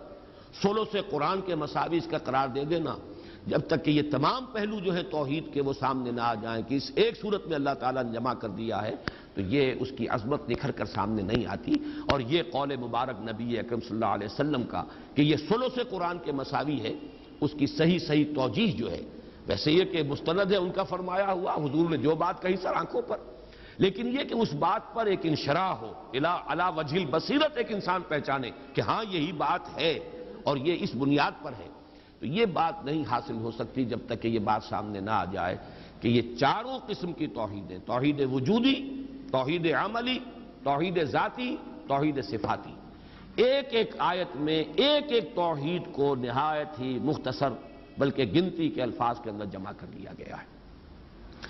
اب آئیے ہم اس سورہ مبارکہ کا لفظ بلفظ مطالعہ شروع کرتے ہیں۔ قل هو اللہ احد، کہہ دو وہ اللہ ایک ہے یا یکتا ہے یا اکیلا ہے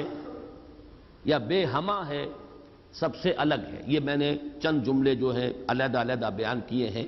احد کی تعبیر میں جو مختلف اسلوب اختیار کیے گئے ہیں میں نے ان سب کو آپ کے سامنے پیش کر دیا۔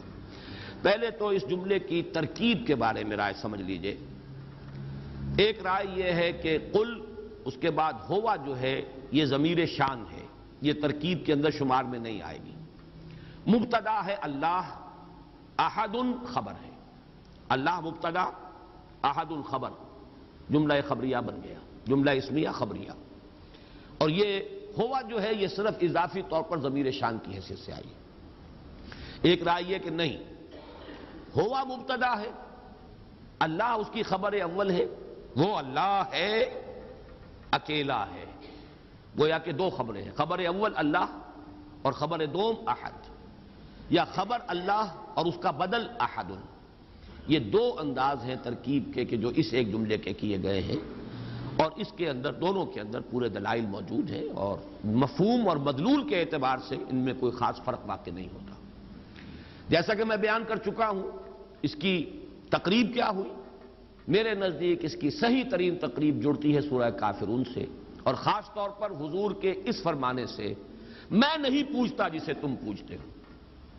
تو پھر کسے پوچھتے ہیں آپ؟ من ہوا، کس کو آپ پوچھتے ہیں؟ اگر اللہ ہم بھی پوچھتے ہیں، لیکن یہ کہ وہ اللہ کوئی اور اللہ ہے جسے میں پوچھتا ہوں، جسے تم پوچھتے ہو وہ اللہ، تمہارا نام تم نے جو رکھ لیا ہے، یہ تمہارے اپنے ذہن کا تراشیدہ کوئی خدا ہے، اللہ ہے۔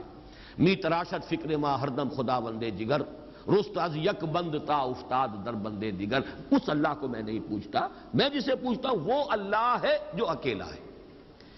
اس کے ساتھ ہی اب میں چاہتا ہوں کہ کیونکہ اب ہم اختتام پر پہنچ رہے ہیں اور غالباً اب اگلی 2 صورتوں میں لفظ اللہ نہیں آ رہا، اعوذ برب الفلق، اعوذ برب الناس، ملک الناس، الہ الناس، الہ کا لفظ تو آئے گا، اب اللہ کا لفظ نہیں آئے گا۔ یہ آخری آیت ہے قرآن مجید کی جس میں اللہ کا یہ اسم مبارک آ رہا ہے۔ اس کے بارے میں چند باتیں جو ہے وہ نوٹ کر لیجئے۔ اللہ، 2 رائے ہیں اس کے بارے میں۔ ایک رائے جو زیادہ صوفیانہ مذاق رکھنے والوں کی رائے ہے، وہ یہ ہے کہ یہ اسم جامد ہے،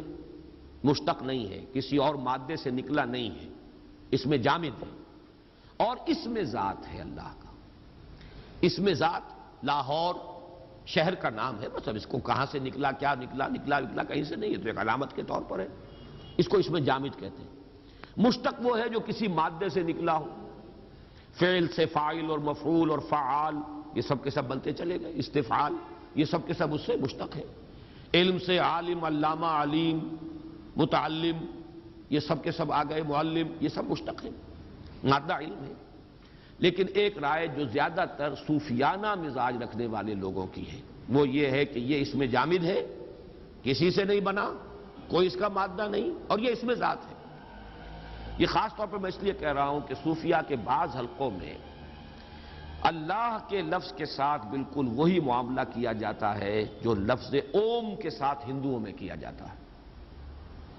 اوم کاغذ پر لکھ کر پھر اس پر نگاہ جماتے ہیں، توجہ کرتے ہیں، ارتکاز کرتے ہیں۔ یہ ایک سائیکولوجیکل ایکسرسائز، ایک نفسیاتی ریاضت اور مشقت ہے۔ ظاہر بات ہے اس کے کچھ نہ کچھ اثرات تو ہوتے ہیں۔ طبیعت کے اندر اس طرح توجہ کا اگر ارتکاز کیا جائے گا کسی چیز پر، اس سے کچھ اس کے اثرات اور نتائج پیدا ہوتے ہیں۔ تو وہ چیزیں جو اوم کے کلمے کے ساتھ ہیں ہندوؤں میں، وہی اللہ کو لکھ کر اور اسی طریقے سے اس کا نقش بنا کر پھر اس کے اوپر نگاہوں کا جمانا، توجہ کا ارتکاز، اور یہ سارے معاملے وہاں ہو رہے ہیں۔ اور اسی لیے وہ کہتے ہیں یہ بس اللہ کا اسم ذات ہے، یہ اس کے معنی کو چھوڑ دو، اس کا مفہوم یہ کہاں سے نکلا ہے، کہاں سے بنا ہے، اس سے کوئی تعلق نہیں۔ مجھے اس رائے سے اختلاف ہے۔ مولانا اصلاحی صاحب نے بھی، آج میں نے دیکھا پھر جب انہوں نے تفسیر تدبر قرآن شروع کی تو انہوں نے آیت بسم اللہ میں لفظ اللہ پر بحث کی، اگرچہ بہت مختصر بحث کی ہے، اس کا حق ادا نہیں کیا جیسا کہ کیا جانا چاہیے تھا، لیکن یہ رائے ظاہر کی ہے کہ یہ مشتق ہے، الہ پر الف لام داخل کر کے اللہ بنا ہے، مادہ اس کا الف لام ہے۔ یہ گویا کہ وہ جو صوفیانہ مزاج کی بات ہے گویا کہ اس کی نفی کی، چاہے اس کا تذکرہ انہوں نے نہیں کیا، لیکن میں حیران ہوا ہوں کہ یہاں سورہ اخلاص پر آ کر انہوں نے یہ لکھ دیا ہے روا روی میں یہ اسم ذات ہے اللہ کا، حالانکہ اسم ذات قرار دینا اس کے تقاضے بالکل کچھ اور ہیں، وہ تو پھر اسم جامد ہے، اور یہ صوفیاء کا مسلک و مشرب ہے، جبکہ نحویین کا سب کا تقریباً اتفاق ہے اس بات پر جو مولانا اصلاحی نے آیت بسم اللہ میں لفظ اللہ کی بحث میں لکھی ہے، اسی سے مجھے اتفاق ہے، پہلے بھی تھا آج بھی ہے، کہ یہ بھی اللہ کا ایک صفاتی نام ہے۔ جیسے قادر یہ ایک اس میں نکرہ، القادر الف لام لگ گیا، معرفہ ہو گیا، یہ اللہ کا نام ہو گیا۔ علیم صفت العلیم، الخبیر یہ اللہ کے نام بن گئے۔ الہ یہ ایک اس میں نکرہ ہے، اور الالہ میں اصل میں یہ ہوا ہے کہ 2 نام جڑ گئے، اب بیچ میں سے ایک جو حمزہ ہے وہ نکال دیا گیا، الہ والا اللہ یہ اصل میں الالہ ہے، معبود برحق، معبود حقیقی، الہ حقیقی، اور بہت سے الہ گھڑ لیے گئے، لیکن الہ واقعی، الہ حقیقی وہ در حقیقت دی الہ جس کو کہا جائے گا وہ اللہ ہے۔ اس معنی میں اس دوسری رائے ہی کے ساتھ میرا اتفاق ہے۔ باقی یہ کہ یہ لفظ اس کا مادہ کیا ہے، یہ آج پھر میں سرسری طور پر آپ کو بتا دینا چاہتا ہوں کہ واقعہ یہ ہے کہ اللہ تعالیٰ کی ذات و صفات کے لیے اور اس کے ساتھ بندوں کے ذہنی، قلبی اور نفسیاتی جو ربط اور تعلق اور نسبت قائم ہو سکتے ہیں، ان سب کی تعبیر کے لیے اس سے زیادہ جامع مادہ کوئی ممکن نہیں تھا، اس لیے کہ عربی زبان میں الہ یا لہو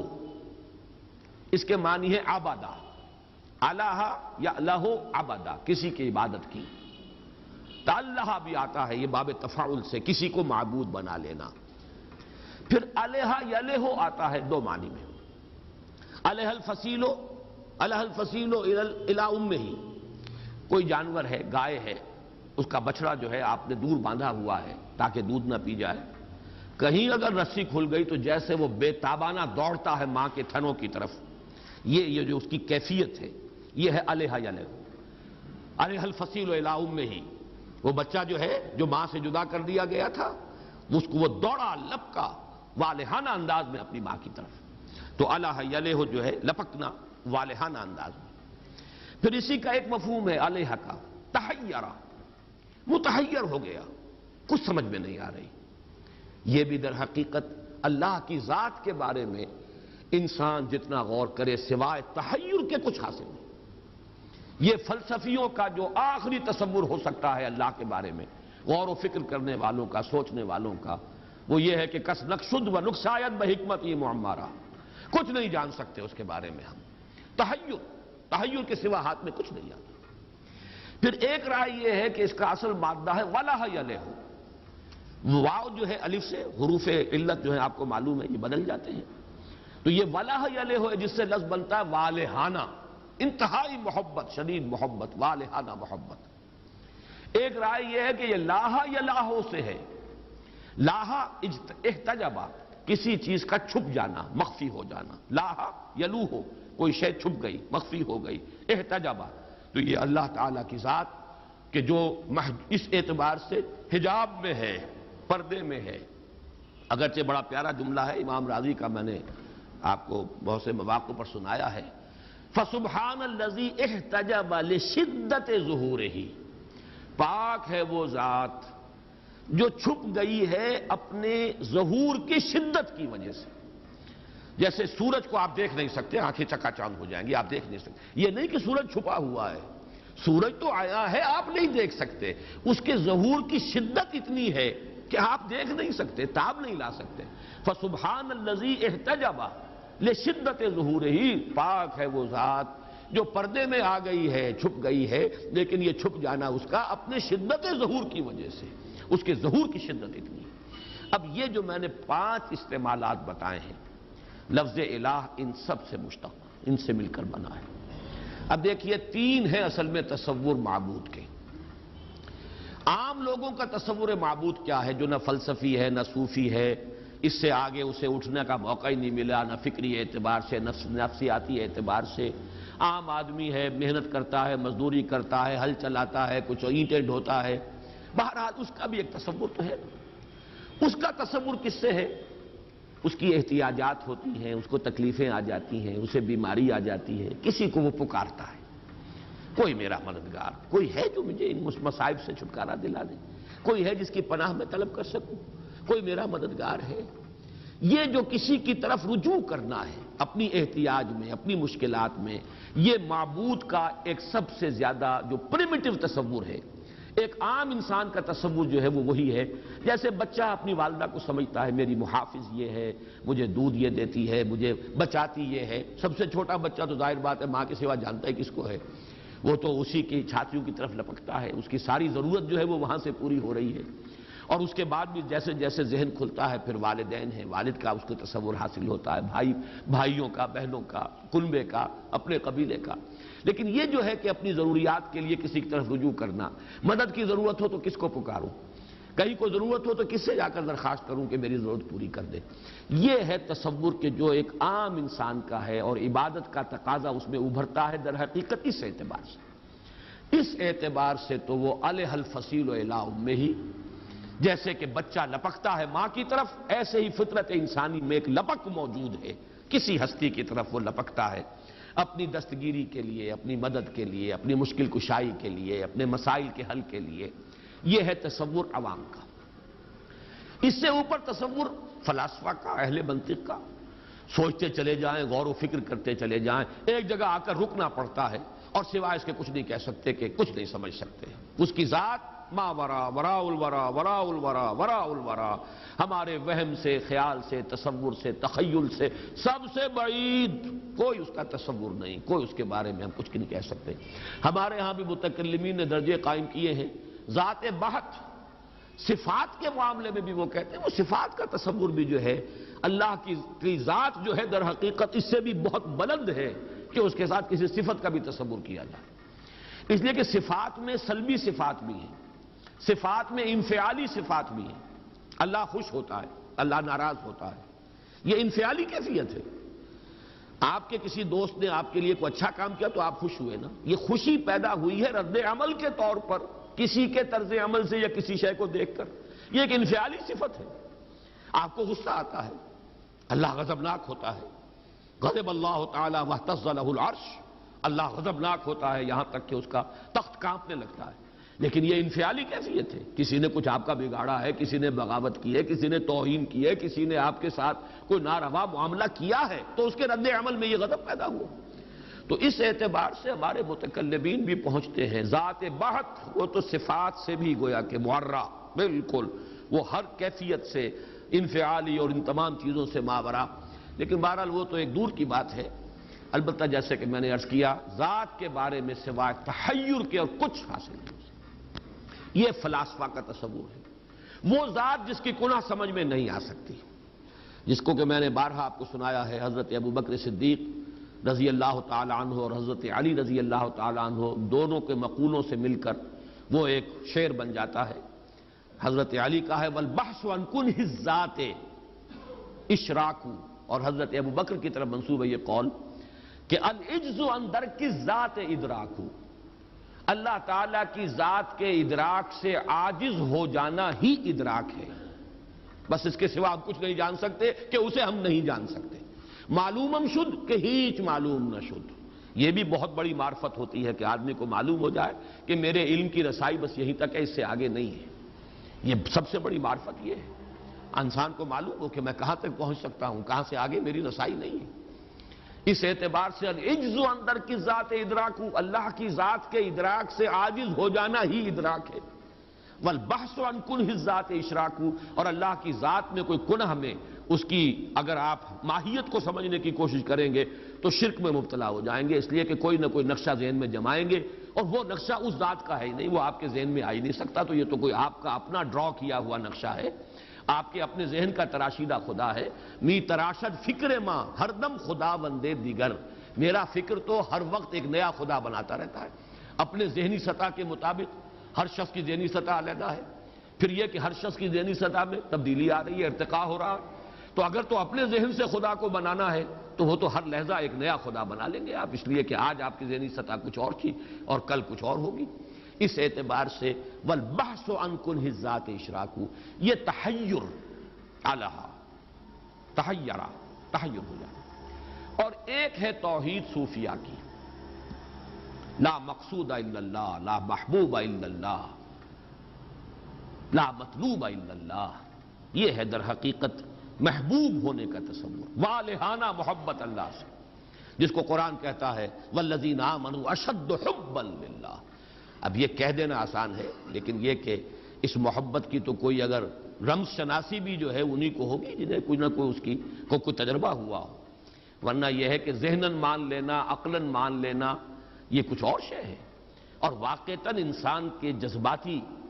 ارتکاز ہو جائے، محبت کا ارتکاز اللہ کی ذات پر،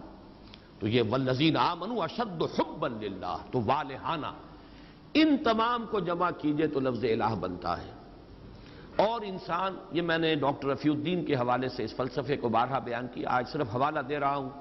کہ چونکہ فطرت انسانی میں یہ طلب ہے، لہذا اگر کوئی انسان اللہ کی ذات تک نہیں پہنچ پاتا، معرفت کا قصور رہ گیا، کمی رہ گئی، تو کسی نہ کسی کو اللہ بنائے گا اور اس کو پوجے گا، یہ اس کی مجبوری ہے۔ جیسے آپ کا پیٹ کھانے کو مانگتا ہے، اعلیٰ غذا مل جائے تو کیا کہنے، نہیں ملے گے تو سوکھی روٹی بھی کھائیں گے آپ، یہاں تک کہ ہو سکتا ہے کہ آپ کوئی لاش پڑی ہوئی ہو مردار، اس کے اندر بھی منہ مارے، بھوک کی شدت۔ شریعت اگر اجازت دیتی ہے فَمَنِ اسْتُرَّ غَيْرَ بَاغٍ وَلَا عَادٍ فَلَا إِثْمَ عَلَيْهِ، اور بار بار یہ آ رہا ہے، تو آخر کوئی حقیقت ہے کہ مردار کو بھی کھاتا ہے انسان۔ اور یہ آپ نے کہانیاں پڑھی ہوں گی، کوئی جہاز میں سے گر گیا، کوئی کہیں اور ہو گیا، اور اتنے عرصے وہ رہا کہیں ویرانوں میں، کیا کیا چیزیں اس نے کھائیں جس پر کہ اس نے پھر گزارا کیا ہے، تو وہ ساری چیزیں سامنے آ جائیں گی، اس لیے کہ طلب ہے، اس طلب کو پورا کرنا ہے۔ اچھی شے ملے گی تو کیا کہنے، نہیں ملے گی تو کوئی گھٹیا شے جو ہے وہ طلب تو پوری کرنی ہو۔ اسی طرح کسی کو پوجنا، کسی سے محبت کرنا، کسی کو اپنا مطلوب بنانا، کسی کو آدرش بنانا، کسی کو آئیڈیل بنانا، کسی کو نسب العین بنانا، یہ فطرت انسانی کا تقاضا ہے۔ اگر خدا کو نہیں بناؤ گے کسی اور شے کو بناؤ گے، خدا کو نہیں بناؤ گے اولاد کو بناؤ گے، خدا کو نہیں بناؤ گے پیسے کو بناؤ گے، خدا کو نہیں بناؤ گے شہرت کو بناؤ گے۔ اللہ مطلوب و مقصود نہیں بنے گا تو دنیاوی وجاہت بن جائے گی، نام ہو جائے میرا، دولت ہو جائے میرے پاس، کوئی نہ کوئی شے۔ وطن کو بنا لو گے، وطن پر نثار ہوگے، وطن پر جانے نچھاور کرو گے، وطن کے لیے جیو گے، وطن کے لیے مرو گے۔ قومیت کو بنا لو گے، قومیت کے لیے گندا سا گندا کام بھی کر جاؤ گے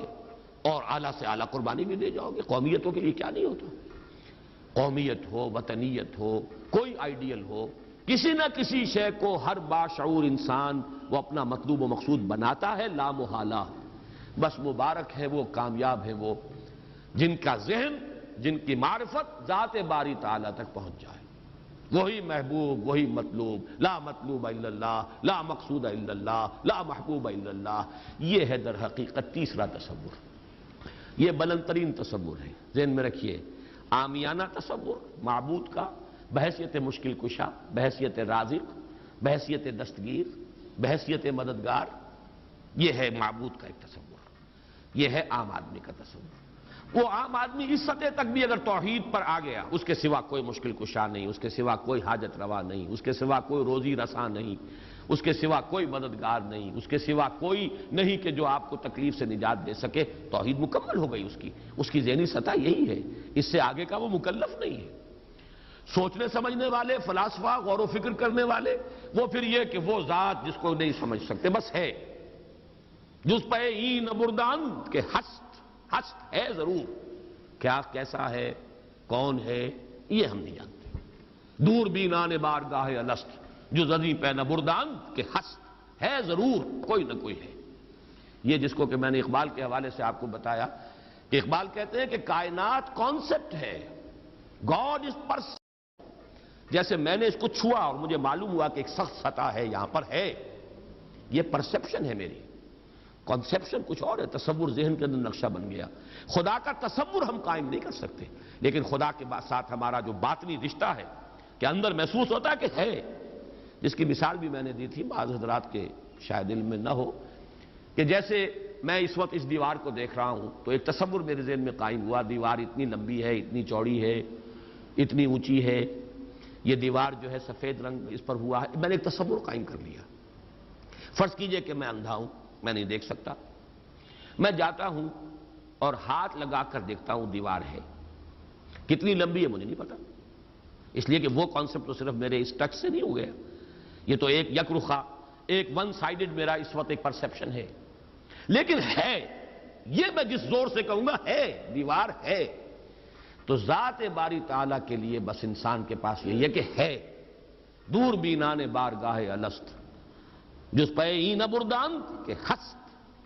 بس یہ ہست ہے، باقی کیا ہے، کیسا ہے، یہ ویسے تو ہم بہرحال مسلمان ہونے کے ناطے اللہ کو ہم مانتے ہیں اسماء و صفات کے ساتھ، تو ہم اس کی صفات کو مانتے ہیں، لیکن تجزیہ کیجئے تو صفات کے بارے میں بھی ہمیں کیا پتا ہے؟ اللہ دیکھتا ہے، کیسے دیکھتا ہے یہ تو نہیں پتا، کتنا دیکھتا ہے یہ بھی ہمیں نہیں پتا، یعنی اس کی بھی اصل حقیقت جو ہے دیکھنے کی وہ تو ہمیں نہیں معلوم۔ اللہ کی کوئی ایسی آنکھیں تو نہیں جس سے وہ دیکھتا ہو، ہمارا دیکھنا تو روشنی کا محتاج ہے، روشنی ہو تو ہم دیکھ سکیں گے، کیا اللہ کا دیکھنا بھی کسی شے کا محتاج ہے؟ قطعاً نہیں۔ تو ہم تصور کیجئے اللہ کا دیکھنا کیا ہے، کچھ نہیں معلوم، ہمیں یہ معلوم ہے وہ دیکھتا ہے، ہمیں یہ معلوم ہے علی کل شیء قدیر، قدرت کتنی ہے اس کی، قدرت کی شان کیا ہے، کیا معلوم ہے؟ تو معلوم یہ ہوا کہ صفات کے بارے میں بھی تجزیہ کریں تو ہمارے ہاتھ پلے ہے کیا؟ وہ سوائے اس کے کہ ہم ایک صفت، اس کی ایک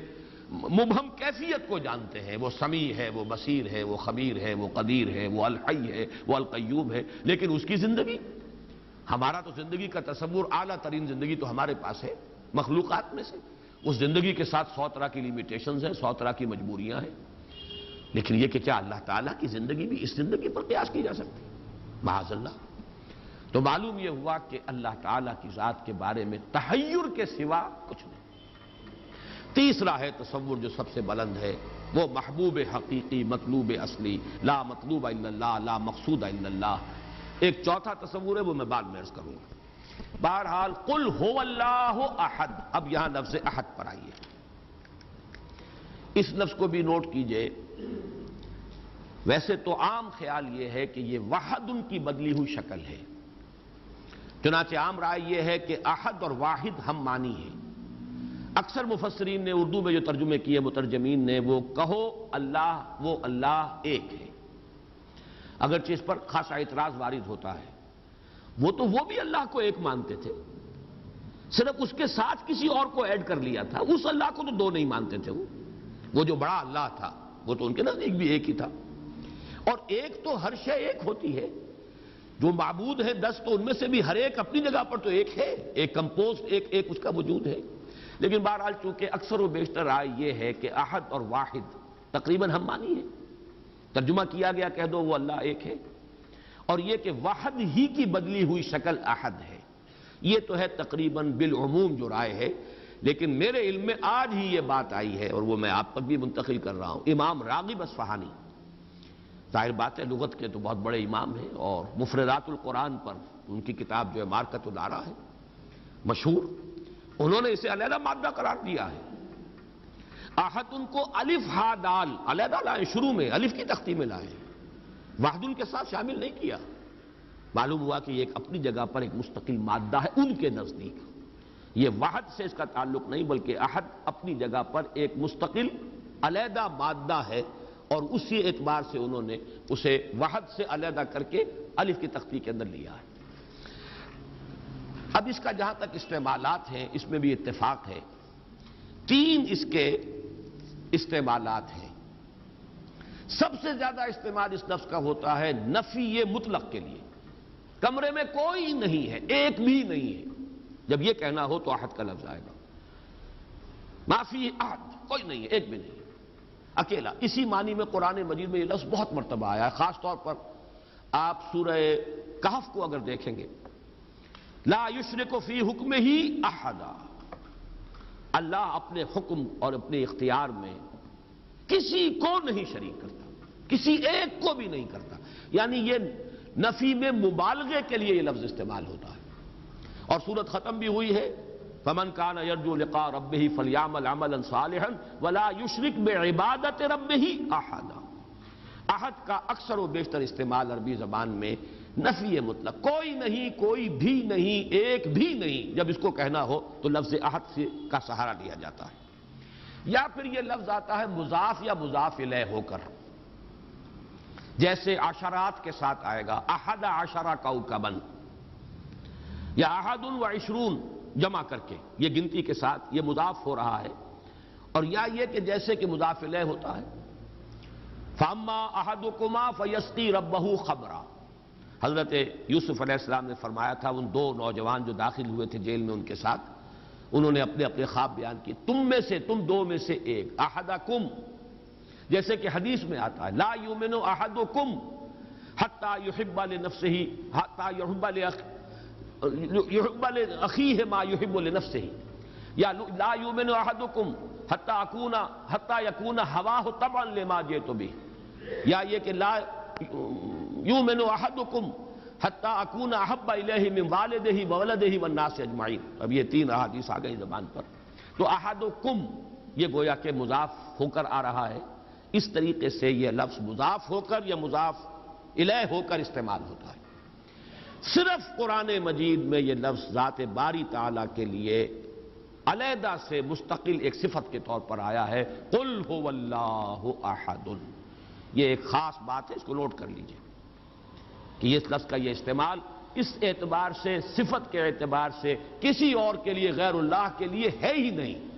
قل هو اللہ احد، یہ یہاں پر آ رہا ہے ایک مستقل صفت علیحدہ، لیکن یہ صرف اللہ کے ساتھ۔ اب یہاں میں عرض کروں گا کہ میں اس کا ترجمہ جو میں نے آپ کو گنوائے ہیں، مولانا فراہی نے کیا ہے بے ہما، قل هو اللہ احد اللہ الصمد، کہہ دو اللہ بے ہما ہے، اللہ باہما ہے۔ اصلاحی صاحب ان کے شاگرد ہیں، انہوں نے ترجمہ کر دیا ہے، بے ہما کا ترجمہ کہہ دو اللہ سب سے الگ ہے اور اللہ سب کے ساتھ ہے۔ صمد اللہ سب کے ساتھ ہے، باہما اور احد بے ہما اللہ سب سے الگ ہے۔ عام طور پر اردو مترجمین، شیخ الہند کو بھی میں نے دیکھا، مولانا اشرف علی تھانوی رحمہم اللہ دونوں کو دیکھا، کہہ دو اللہ ایک ہے۔ لیکن یہ کہ بہرحال میرا مزاج، میرا ذوق اس ترجمے کو قبول نہیں کرتا۔ واحد اور ہے، احد اور ہے، یہ شان ہی علیحدہ ہے۔ اس لفظ کو واحد کے بالکل برابر کر دینا کم سے کم میرا ذوق اسے قبول نہیں کرتا۔ ویسے قرآن میں وہ لفظ بھی آیا اللہ کے لیے، الواحد القہار، للہ الواحد القہار، واحد ہے، الواحد ہے، لیکن احد یہ شے ہی اور ہے۔ بہت قریب گئے ہیں مولانا مودودی، وہ لفظ لائے ہیں، کہہ دو اللہ یکتا ہے۔ یکتا کا لفظ میرے نزدیک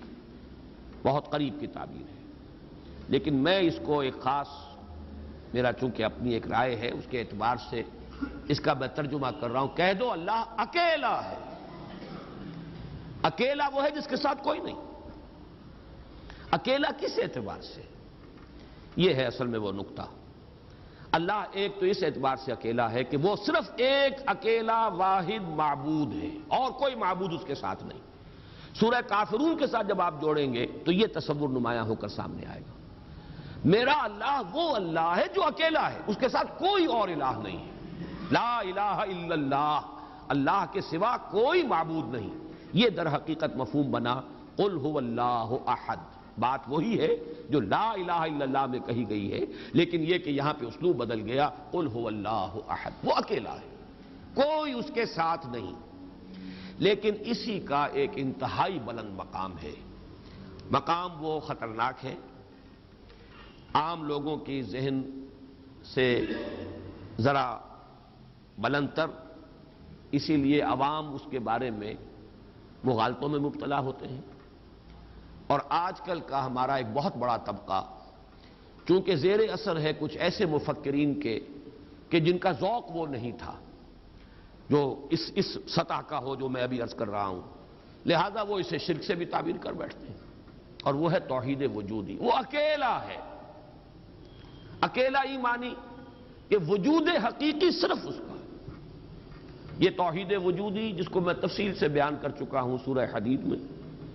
هو الاول والآخر والظاہر والباطن، وہی پہلا، وہی آخر، وہی ظاہر، وہی باطن، وہی وہ، اور کوئی ہے ہی نہیں۔ جو نظر آ رہے ہیں حقیقت میں نہیں ہے۔ کل ما فی الکون وہم او خیال او عکوس فی المرایا او ظلال، کل جو کچھ نظر آتا ہے موجودات میں یہ وہم ہے یا خیال ہے، یا جیسے شیشے میں عکس نظر آتا ہے، آپ ادھر کھڑے ہیں ادھر بھی نظر آ رہے ہیں، وہاں تو کوئی نہیں ہے، ادھر ہی ادھر ہے جو ہے، جو کوئی نہیں ہے وہاں، نظر تو آ رہا ہے۔ اور عکوس فی المرایا او ظلال، یا سایہ ہے، درخت کی شاخ اوپر ہے، سایہ نیچے پڑ رہا ہے، سایہ کا کوئی وجود نہیں لیکن نظر تو آ رہا ہے۔ جس کو کہ حضرت مجدد الفسانی نے فرمایا کہ یہ اثر خدا بندی است کہ معدوم را موجود می نمائند، یہ معدوم ہے کائنات، حقیقت میں موجود نہیں ہے، لیکن اس کو اللہ تعالیٰ نے موجود کر کے دکھا دیا ہے، نظر آ رہا ہے۔ یا جیسے وہ آتشی دائرے کی مثال میں نے دی ہے بارہا، یہ حضرت مجدد کی دی ہوئی مثال ہے کہ اگر آپ ایک قندیل لے لیں، لکڑی ہے ایک لمبی، اس کے ایک سرے کے اوپر آپ نے کپڑا باندھا، تیل ڈال دیا، مٹی کا آگ لگا دی، یہ شعلہ جوالا ہے، اب اس لکڑی کو تیزی کے ساتھ دائرے میں حرکت دیجئے، دیکھنے والوں کو آتشی دائرہ نظر آئے گا، جبکہ آتشی دائرے کا کوئی وجود نہیں۔ وجود آپ کو معلوم ہے صرف اس ایک نقطے کا ہے، وہ ایک شعلہ جوالا ہے حقیقی۔ یہ دائرہ جو نظر آ رہا ہے، نظر آ رہا ہے، ہر چند کہے کہ ہے، نہیں ہے، اس کا وجود کوئی نہیں ہے، نظر تو آ رہا ہے۔ تو اپیئرنس اینڈ ریئلٹی، یہ بڑی مارکت الآرا کتاب ہے فلسفے کی، یہ در حقیقت جو کچھ نظر آ رہا ہے یہ ایک سراب ہے، حقیقت یہ نہیں ہے۔ حقیقی وجود صرف اللہ کا، اس کو میں یعنی وجود کے اعتبار سے توحید وجودی، یعنی میں نے جو ابھی گنوایا تھا، لا معبود الا اللہ، لا مطلوب الا اللہ، لا مقصود الا اللہ، لا محبوب الا اللہ، لا موجود الا اللہ، یہ وہ توحید وجودی ہے۔ شاہ ولی اللہ دہلوی رحمۃ اللہ علیہ فرماتے ہیں کہ یہ ہے توحید کی بلند ترین منزل، اور یہاں آ کر وحدت الوجود اور وحدت الشہود ایک ہو جاتے ہیں، ان میں کوئی فرق نہیں، تعبیر کا فرق ہے۔ چونکہ میری یہ رائے ہے، لیکن یہ فلسفے کا مسئلہ ہے، میں اس کو بیان نہیں کرنا چاہتا۔ قرآن مجید میں یہ مسئلہ یا سورہ حدید کی اس آیت میں آیا ہے، قرآن سے باہر سے بات نہیں کر رہا ہوں، لیکن یہ کہ ہر شخص کے ذوق کی چیز نہیں ہے، ہر شخص کا یہ نہ مزاج ہے، نہ ذوق ہے، نہ اس میں استعداد ہے، نہ صلاحیت ہے کہ ان مسائل پر غور کرے۔ تو میں یہ نہیں چاہتا کہ لازماً آپ میری اس رائے سے اتفاق کریں، لیکن یہ میں ضرور چاہتا ہوں کہ اگر سوء ظن ہے آپ کے دل میں کہ جو لوگ اس بات کو مانتے ہیں وہ مشرک ہو گئے، اس کو ذہن سے نکال دیجئے، اس لیے کہ پھر ناوک نے تیرے سید نہ چھوڑا زمانے میں، شاہ ولی اللہ بھی مشرک ہوں گے، حضرت مجدد بھی مشرک ہوں گے، باقی یہ رومی وومی یہ تو ہے، ان کی تو خیر حیثیت ہی کیا ہے بیچاروں کی، وہ تو سب کے سب مہا مشرک شمار ہو جائیں گے، کوئی نہیں بچے گا پھر جو بھی ہمارے اکابر ہیں۔ ہاں محمد ابن عبد الوہاب بچ جائیں گے، ابن تیمیہ بچ جائیں گے رحمہم اللہ، باقی یہ کہ ان کے سوا بچنے والا اور کوئی نہیں ہے۔ تو یہ توحید وجودی یا وحدت الوجود یا وحدت الشہود میرے نزدیک قل هو اللہ احد، کہہ دو وہ اللہ ہے اکیلا تنہا۔ مجھے وہ بار بار جب میں سوچ رہا تھا قیس جنگل میں اکیلا ہے مجھے جانے دو، ہو گزرے گی جو مل بیٹھیں گے دیوانے دو، اللہ اکیلا ہے۔ اور واقعہ یہ ہے، یہ تصور جو ہے اگرچہ بہت بلند ہے، لیکن کبھی اگر اس کے کہیں کناروں تک بھی رسائی ہو جائے انسان کی، تو اس کی جو ایک وسعت پیدا ہوتی ہے اس کے ذہن میں، اس کا مینٹل ہورائزن وہ جو اس قدر وسیع ہو جائے گا، وہ اس کا تصور وہ شخص نہیں کر سکتا کہ جس کا کوئی بھی اس کے حاشیہ خیال میں یہ بات نہ آ سکتی۔ لیکن اس کا یہ مفہوم اگر نکال لیا جائے، عام لوگوں نے یہ سمجھا اس کا مطلب ہر شے خدا ہے، اگر کوئی شے موجود نہیں جبکہ تجھ بن نہیں کوئی موجود، پھر یہ ہنگامہ ہے خدا کیا ہے؟ کچھ نہیں ہے، نہیں ہے۔ یہ اصل میں جو وحدت الوجود ہے وہ یہ نہیں ہے کہ یہ سب چیزیں خدا ہیں، بلکہ یہ کہ خدا ہی ہے، باقی کچھ موجود نہیں، جو کچھ نظر آ رہا ہے وہ توہم ہے، خیال ہے، یہ صرف اپیئرنس ہے، اور اپیئرنس آپ کو معلوم ہے ہر وقت بدلنے والی شے ہے، painter high, every thing is changing, یہ سب ٹرانزینٹ چیزیں ہیں کہ جو گزر رہی ہیں، جیسے لہریں ہیں، لہر نظر آتی ہے لہر ہے، لیکن یہ کہ یہ بالکل عارضی سا ایک وجود ہے، اعتباری سا وجود ہے، لہر کا حقیقت میں کوئی وجود نہیں ہے۔ اسی طریقے سے یہ کائنات ہے، تو یہ نہیں ہے کہ جو کچھ ہے وہ خدا ہے، معاذ اللہ، یہ ہماوست ہے، اور یہ در حقیقت کفر بھی بن جاتا ہے، شرک بھی بن جاتا ہے۔ لیکن توحید وجودی یا وحدت الوجود یہ بالکل مختلف شے ہے، اور میرے نزدیک اس آیہ مبارکہ کا اصل مدلول یہ ہے، قل هو اللہ احد، بلند ترین توحید توحید وجودی، لا معبود الا اللہ سے لے کر لا موجود الا اللہ، اس لیے کہ احد کا لفظ واحد نہیں ہے، اکیل یکتا، لیکن اس سے بھی آگے بڑھ کر جو ترجمہ میں کر رہا ہوں وہ یہ ہے کہ کہہ دو اللہ اکیلا ہے، کوئی اس کے ساتھ نہیں۔ جیسے کہ غالباً حضرت بایزید بسطامی کے بارے میں آتا ہے کہ ان کی محفل تھی تو ان کا کوئی مرید جو تھا اس نے ایک عجیب کیفیت ہوتی ہے انسان کی، اس کیفیت میں ایک جملہ کہا، وہ بھی زمانہ کیسا ہوگا جبکہ اللہ ہی تھا اور کچھ نہ تھا۔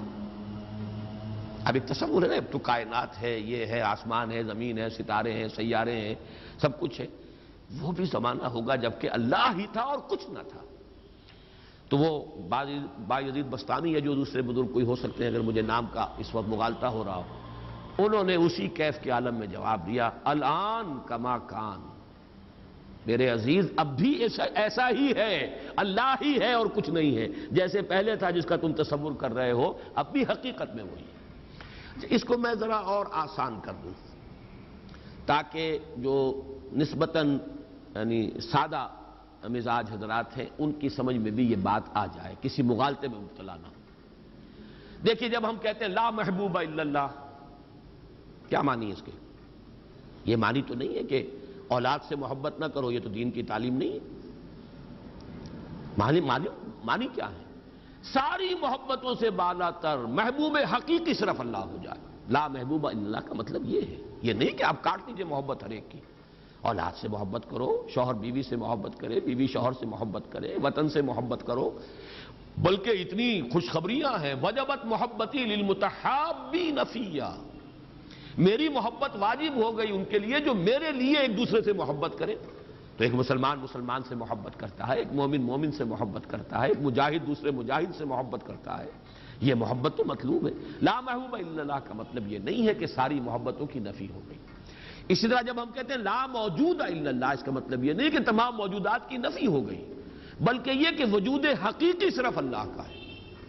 یہ اعتباری وجود ہے جن کی کوئی حقیقت نہیں ہے، یہ دائمی وجود، مستقل وجود، وہ وجود جو از خود ہے، با خود ہے، خود بخود ہے، جسے کسی نے وجود نہیں عطا کیا، جس کا وجود ایسا نہیں ہے کہ کبھی شروع ہوا اور کبھی ختم ہو جائے، وہ وجود حقیقی صرف اللہ کا۔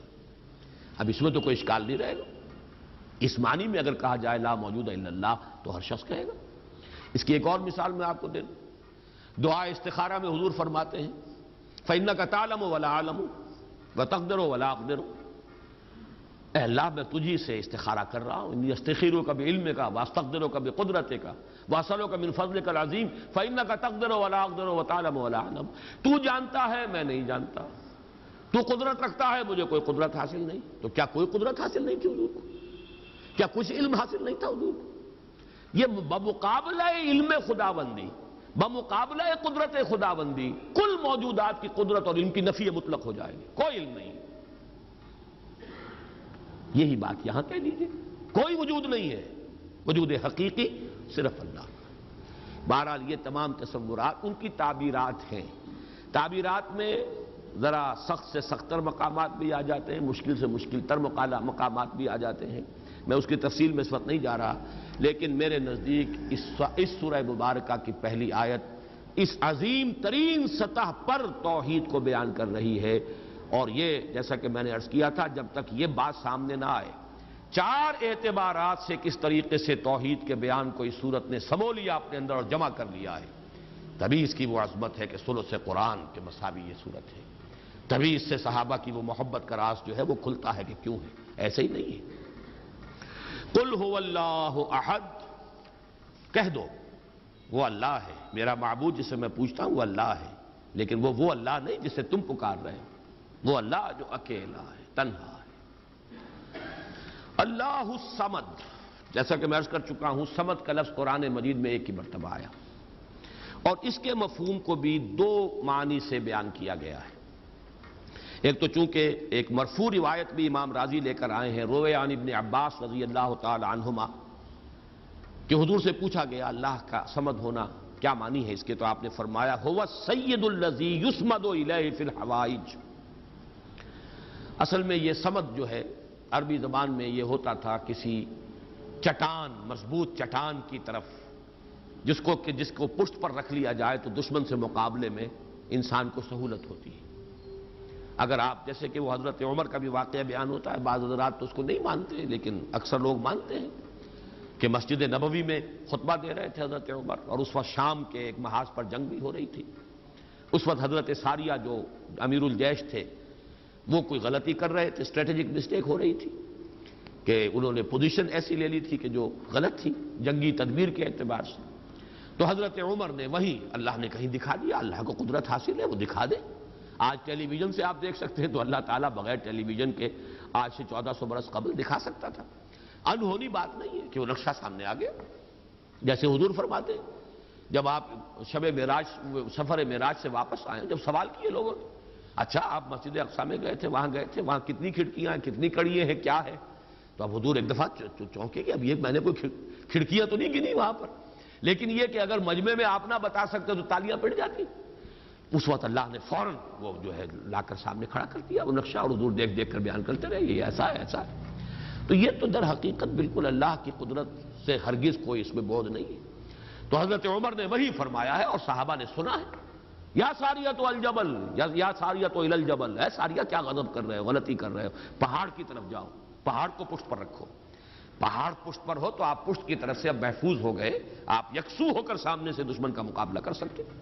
اور اگر اندیشہ رہے کہ کہیں پیچھے سے کوئی حملہ آور نہ ہو جائے تو وہ توجہات جو ہیں وہ منقسم رہے گی۔ بہرحال یہی معاملہ ہے صمد کا، وہ ہستی جس کی طرف رجوع کیا جائے، جس کو پناہ گاہ سمجھا جائے، جس کی طرف اپنی مشکلات کے اندر رجوع کیا جائے، اور اس اعتبار سے پھر وہی مطلوب بن جاتا ہے، وہی مقصود بن جاتا ہے، وہی محبوب بن جاتا ہے، اسی کی عزت کی جاتی ہے، اسی کی تکریم ہوگی، اسی کا اعزاز ہوگا، اس کے سامنے انسان جو ہے وہ اپنے آپ کو جھکائے گا، جس بڑے بڑے سردار. تو یہ سمد جو ہے اس معنی میں، اور ایک سمد وہ شے ہے جس کو کھوکھلی نہ ہو، لا جوف لہو، بہت مضبوط اپنی جگہ پر توانا چٹان. ایک تو وہ چٹان ہے جو کھوکھلی ہے، لیکن یہ کہ ایک چٹان وہ ہے جو مضبوط اور بالکل سالڈ چٹان ہے. ان دونوں اعتبارات سے اللہ الصمد کا ترجمہ اب مولانا فراہی، مولانا اصلاحی صاحب کا تو یہ ہوا کہ اللہ تعالی با ہما ہے، ذات میں بے ہما، کسی سے اس کا کوئی تعلق نہیں، یکتا بلکہ اکیلا. لیکن یہ نہیں ہے کہ مخلوق سے منقطع ہے، مر گئے ہم انہیں خبر نہ ہوئی، یا یہ ہے کہ مخلوق کی دعائیں نہ سنتا ہو، مخلوق کی حاجت روائی نہ کرتا ہو. نہیں، سب کا ملجا وہی ہے، سب کا ماوا وہی ہے، سب کے لیے پناہ گاہ وہی ہے، سب کی حاجت روائی کرنے والا وہی ہے. تو وہ اللہ صمد ہے. یہ دو احد اور صمد جو ہے اس نے جڑ کر اصل میں اسی طریقے سے ایک تصور کو مکمل کیا ہے، جیسا کہ آیت الکرسی میں اللہ لا الہ الا ہو الحی القیوم، الحی اور القیوم، الحی از خود زندہ، زندہ جاوید، اور قیوم باقی پوری کائنات کو تھامے ہوئے، سنبھالے ہوئے. پوری موجودات کا یہ سارا سلسلہ یہ محتاج ہے اللہ کا. اس کی میں نے پہلے بیان کی ہے، بہترین تمثیل وہ ہے جو مولانا مناظر حسن گیلانی رحمۃ اللہ علیہ نے دی ہے. ربط الحادث بالقدیم کی مثال، اللہ کی ذات اور اس کائنات کے درمیان ربط اور تعلق کیا ہے. انہوں نے مثال دی ہے کہ آپ اپنے ذہن میں نقشہ قائم کیجئے، تاج محل کا نقشہ. جس نے تاج محل دیکھا ہو، چلیے آپ نے مینار پاکستان دیکھا، مینار پاکستان کا تصور کیجئے، ذہن میں نقشہ قائم کیجئے. یہ ذہن میں جو نقشہ قائم ہوا ہے، آپ اس کے اوپر بھی ہیں، باہر بھی ہیں، اندر بھی ہیں، پیچھے بھی ہیں، نیچے بھی ہیں، آپ ہی آپ ہیں. وہ تو اس کا وجود ہی کوئی نہیں، لیکن ہے ذہن کے اندر ایک تصور قائم ہے اس وقت. اور یہ تصور اسی وقت تک قائم رہے گا جب تک کہ آپ کے ذہن کا ارتکاز ہے، توجہ اس پر ہے. توجہ ہٹی نہیں کہ اس کا کوئی وجود ہے ہی نہیں، وجود ختم. بالکل یہی معاملہ اس کائنات کا، یہ سارا سلسلہ اس کا قیوم اللہ ہے، تھامے ہوئے، اسی کی توجہ، اسی کی عنایت، اسی کی ربوبیت، اسی کی خبرگیری، اسی کی تدبیر، یہ سب اس کو تھامے ہوئے. تو اپنی ذات میں الحی، کائنات کے لیے القیوم، اسی طرح اپنی ذات میں الاحد، اکیلا، تنہا، بے ہما، اور پوری کائنات اور جملہ موجودات کے لیے الصمد، اسی کی طرف رجوع، اسی کی طرف توجہ، وہی مطلوب، وہی مقصود، وہی محبوب، وہی حاجت روا، وہی مشکل کشا. اس اعتبار سے اس میں توحید عملی آ گئی. اسی سے مانگو، اسی سے پناہ طلب کرو، اسی کی طرف توجہ کرو. انی وجہت وجہی للذی فطر السماوات والارض، اسی سے لو لگاؤ، اسی سے حاجت روائی کے لیے سوال کرو، اسی کے سامنے مشکلات پیش کرو. یہ جو ہے پھر اسی کی عبادت کرو، اسی کی اطاعت کرو، اسی کی بندگی کرو، اسی کی توقیر کرو، اسی کی تعظیم کرو. یہ تمام چیزیں کہ جو عمل میں آ جائیں گی وہ توحید وجودی، یہ توحید عملی. قل هو اللہ احد اللہ الصمد. تیسری آیت میں ہے توحید ذاتی، لم یلد ولم یولد.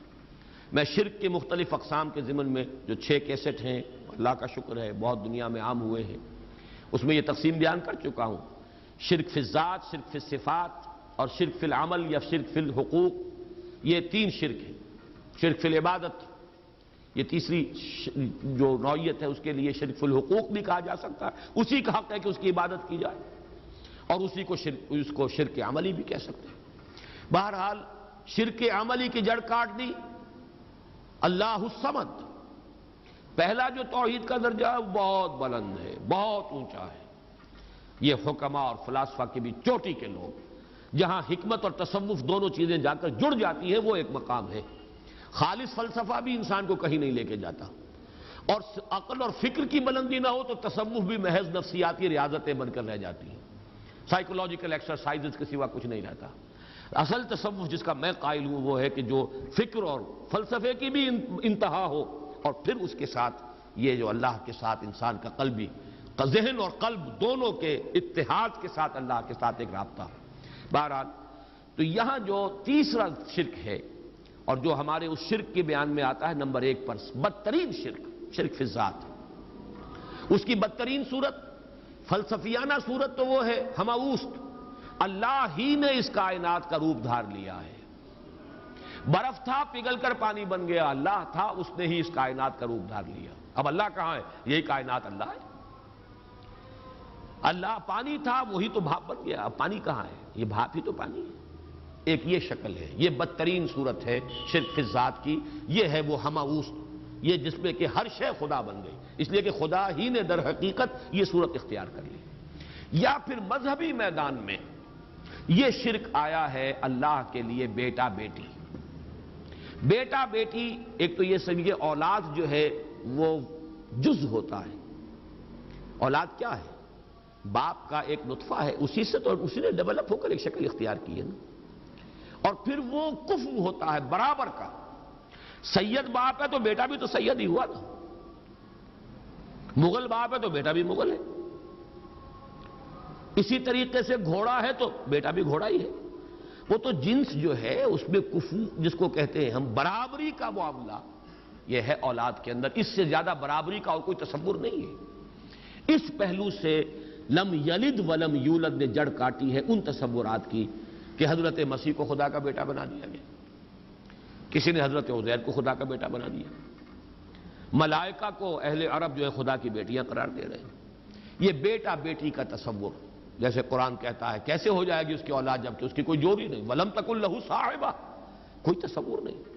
اور عیسائیوں میں تو خیر ایک طبقہ وہاں تک بھی گیا ہے کہ حضرت مسیح کی والدہ حضرت مریم کو بھی الوہیت میں شامل کیا ہے۔ اولین تثلیث تو یہی تھی کہ اللہ اور حضرت مریم اور حضرت عیسیٰ، بعد میں یہ کہ حضرت مریم کو نکال کر اور روح القدس کو شامل کیا گیا، God is father, God is son and the holy ghost یا ہولی اسپرٹ۔ یہ تثلیث ہے جو عام طور پر اب چلتی ہے، لیکن پہلے تو تثلیث کے اندر جیسے کہ قرآن مجید میں بھی ہے، حضرت مریم کو بھی انہوں نے شامل کیا تھا۔ اس اعتبار سے نوٹ کیجئے کہ لم یلد ولم یولد یہ در حقیقت توحید ذات، نہ اس نے کسی کو جنا نہ وہ جنا گیا، نہ کوئی اس کے والدین، نہ کوئی اس کی جورو، نہ کوئی اس کی اولاد۔ اس اعتبار سے وہ یکتا، تنہا، اکیلا، یونیک، انگریزی کا لفظ یونیک جو ہے وہ میں سمجھتا ہوں کہ شاید سب سے زیادہ قریب ترین تعبیر کرے گا، ایک یونیک ایگزسٹنس ہے جس کو کسی پر قیاس نہیں کیا جا سکتا، لا مثل لہ ولا مثال لہ ولا مثیل لہ، اس کے لیے کوئی مثال نہیں، لیس کمثلہ شیء وہو السمیع البصیر، اس کے مثال جیسی بھی کوئی شے نہیں ہے۔ یعنی یہ اب اس سے زیادہ ہماری زبان ہے، عربی زبان بھی تو آخر انسانوں کی زبان تھی، اس میں کسی ایک ایبسولوٹ اور مطلق تصور کو پیش کرنے کی جو لیمیٹیشن ہے وہ نہیں، لیسا کمثلہ شیء، اب یہ اس سے زیادہ جو ہے نفی کرنا مثل کی، مثلیت کی، وہ ممکن نہیں۔ اور جیسا کہ میں نے اپنی تقریروں میں بیان کیا ہے، اس شرک پر اللہ کا غضب سب سے زیادہ بھڑکتا ہے، اس لیے کہ یہ تو ذات پہ شریک کر دیا آپ نے اللہ کی، کیونکہ یہ فلسفیانہ ہماوست وغیرہ عرب میں وہاں موجود نہیں تھے، یہ ہندوستان کی بیماریاں تھیں، لہذا قرآن مجید میں اس کا ذکر اس انداز میں نہیں ہے۔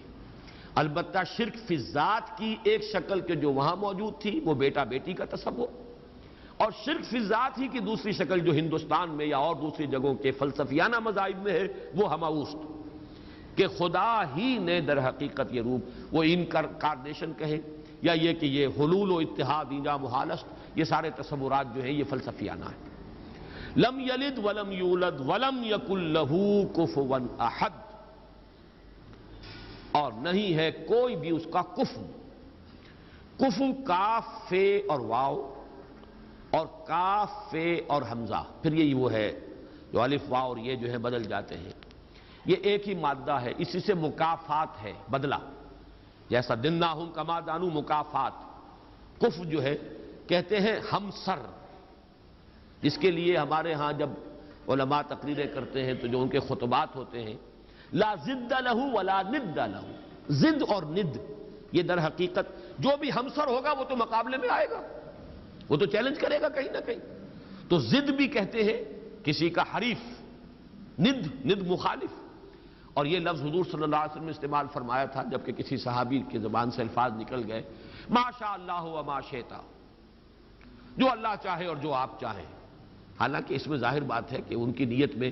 کہیں بھی وہ بات نہیں ہو سکتی تھی کہ برابر کر رہے ہوں حضور کی مشیت کو اللہ کی مشیت کے ساتھ، لیکن یہ کہ چونکہ لفظ میں اشتباہ تھا،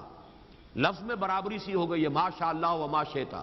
تو آپ نے فرمایا، فوراً ٹوک دیا، اجعلتنی للہ ندًا، کیا تم نے مجھے اللہ کا مد مقابل بنا دیا؟ مشیت تو ایک ہی ہے، اسی کی مشیت چلتی ہے، کتنا ہی چاہے انسان، انک لا تہدی من احببت ولکن اللہ یہدی من یشاء، آپ کتنا ہی چاہیں کسی کو ہدایت دینا، آپ کے اختیار میں نہیں ہے کہ جسے چاہیں ہدایت دے دیں، یہ تو اللہ کی مشیت ہے، اس کا اختیار ہے۔ تو کفر جو ہے، اب یہ کفر جو ہے یہ توحید صفات ہے، برابر ہوتا ہے انسان صفت میں۔ اب جیسے میں نے عرض کیا تھا نا، اور یہ تقریریں میں نے تفصیل سے کی ہوئی ہیں، ہماری مجبوری ہے، ہماری زبان میں الفاظ مشترک ہیں، صفات کے لیے وہی لفظ اللہ کے لیے استعمال ہوگا، وہی لفظ بندوں کے لیے استعمال ہوگا۔ اللہ بھی علیم ہے، انسان بھی علیم ہوتے ہیں، بلکہ علامہ بھی ہوتے ہیں۔ علامہ بہت بڑی شے ہے، حالانکہ واقعہ یہ ہے کہ علم اللہ کے لیے، علم بندے کے لیے، لفظ ایک ہے، زمین و آسمان کا فرق ہے مضمون میں۔ وہ علم ذاتی ہے، وہ علم مطلق ہے، بلا نہایت، اس کی کوئی حدود نہیں ہے۔ وہ علم قدیم ہے، ہمیشہ سے تھا، حادث نہیں ہے۔ اور ہمارا علم، ہمارے سے مراد ہمارا ہو، انبیاء کا ہو، اولیاء کا ہو، کسی کا ہو، بڑے سے بڑے سائنسدان کا ہو، بڑے سے بڑے ولی کا ہو، فرشتوں کا ہو، انبیاء کا ہو، کسی کا ہو، وہ علم یقیناً حادث ہے، قدیم نہیں۔ وہ یقیناً عطائی ہے، ذاتی نہیں۔ وہ محدود ہے، لامحدود نہیں۔ یہ تین جب شرطیں عائد کی جائیں گی اور یہ تینوں مستحضر ہوں، تب اس شرک فی الصفات سے انسان بچتا ہے، اور کفر بنا دینے سے انسان بچ سکتا ہے، ورنہ الفاظ میں اشتراک ہو جائے گا۔ اور یہی اشتراک ہے، موجود میں ہم بھی موجود، اللہ بھی موجود، ہم کہاں کے موجود؟ اس کا وجود ذاتی، اس کا وجود حقیقی، اس کا وجود مطلق، اس کا وجود قدیم، اس کا وجود قائم و دائم، ہمیشہ ہمیشہ رہنے والا۔ وہ کوئی عطائی وجود نہیں ہے کہ کسی اور نے وجود دیا ہو۔ ہمارا وجود مستعار، دیا ہوا، عطا کردہ، لائی حیات آئے، قضا لے چلی چلے، اپنی خوشی سے آئے نہ اپنی خوشی چلے۔ ہمارا وجود محدود، ہمارا وجود عطائی، ہمارا وجود حادث، نہیں تھے، ہو گئے ہیں، پھر وقت آئے گا نہیں رہیں گے۔ تو وجود کا لفظ مشترک ہے، اللہ بھی موجود اور ہم بھی موجود، وہ وجود مطلق، اور یہ جو ہے ممکن الوجود، یہ ممکنات ہے، یہ اعتباری وجود ہے، اس کے سوا کچھ نہیں۔ تو کسی بھی اعتبار سے اللہ کے ہم سر، ہم پلہ، ضد اور ند کسی کو بنا دینا، اس کی نفی ہے۔ وَلَمْ يَكُنْ لَهُ كُفُوًا أَحَدٌ۔ اب یہاں احد دیکھیے اس معنی میں آیا ہے، نفی مطلق۔ یہ بھی ادھر پہلا ذہن میرا نہیں گیا تھا، یہ احد کا لفظ جو ہے، جو میں نے استعمالات بتائے تھے، دو استعمالات تو اسی صورت میں ہیں۔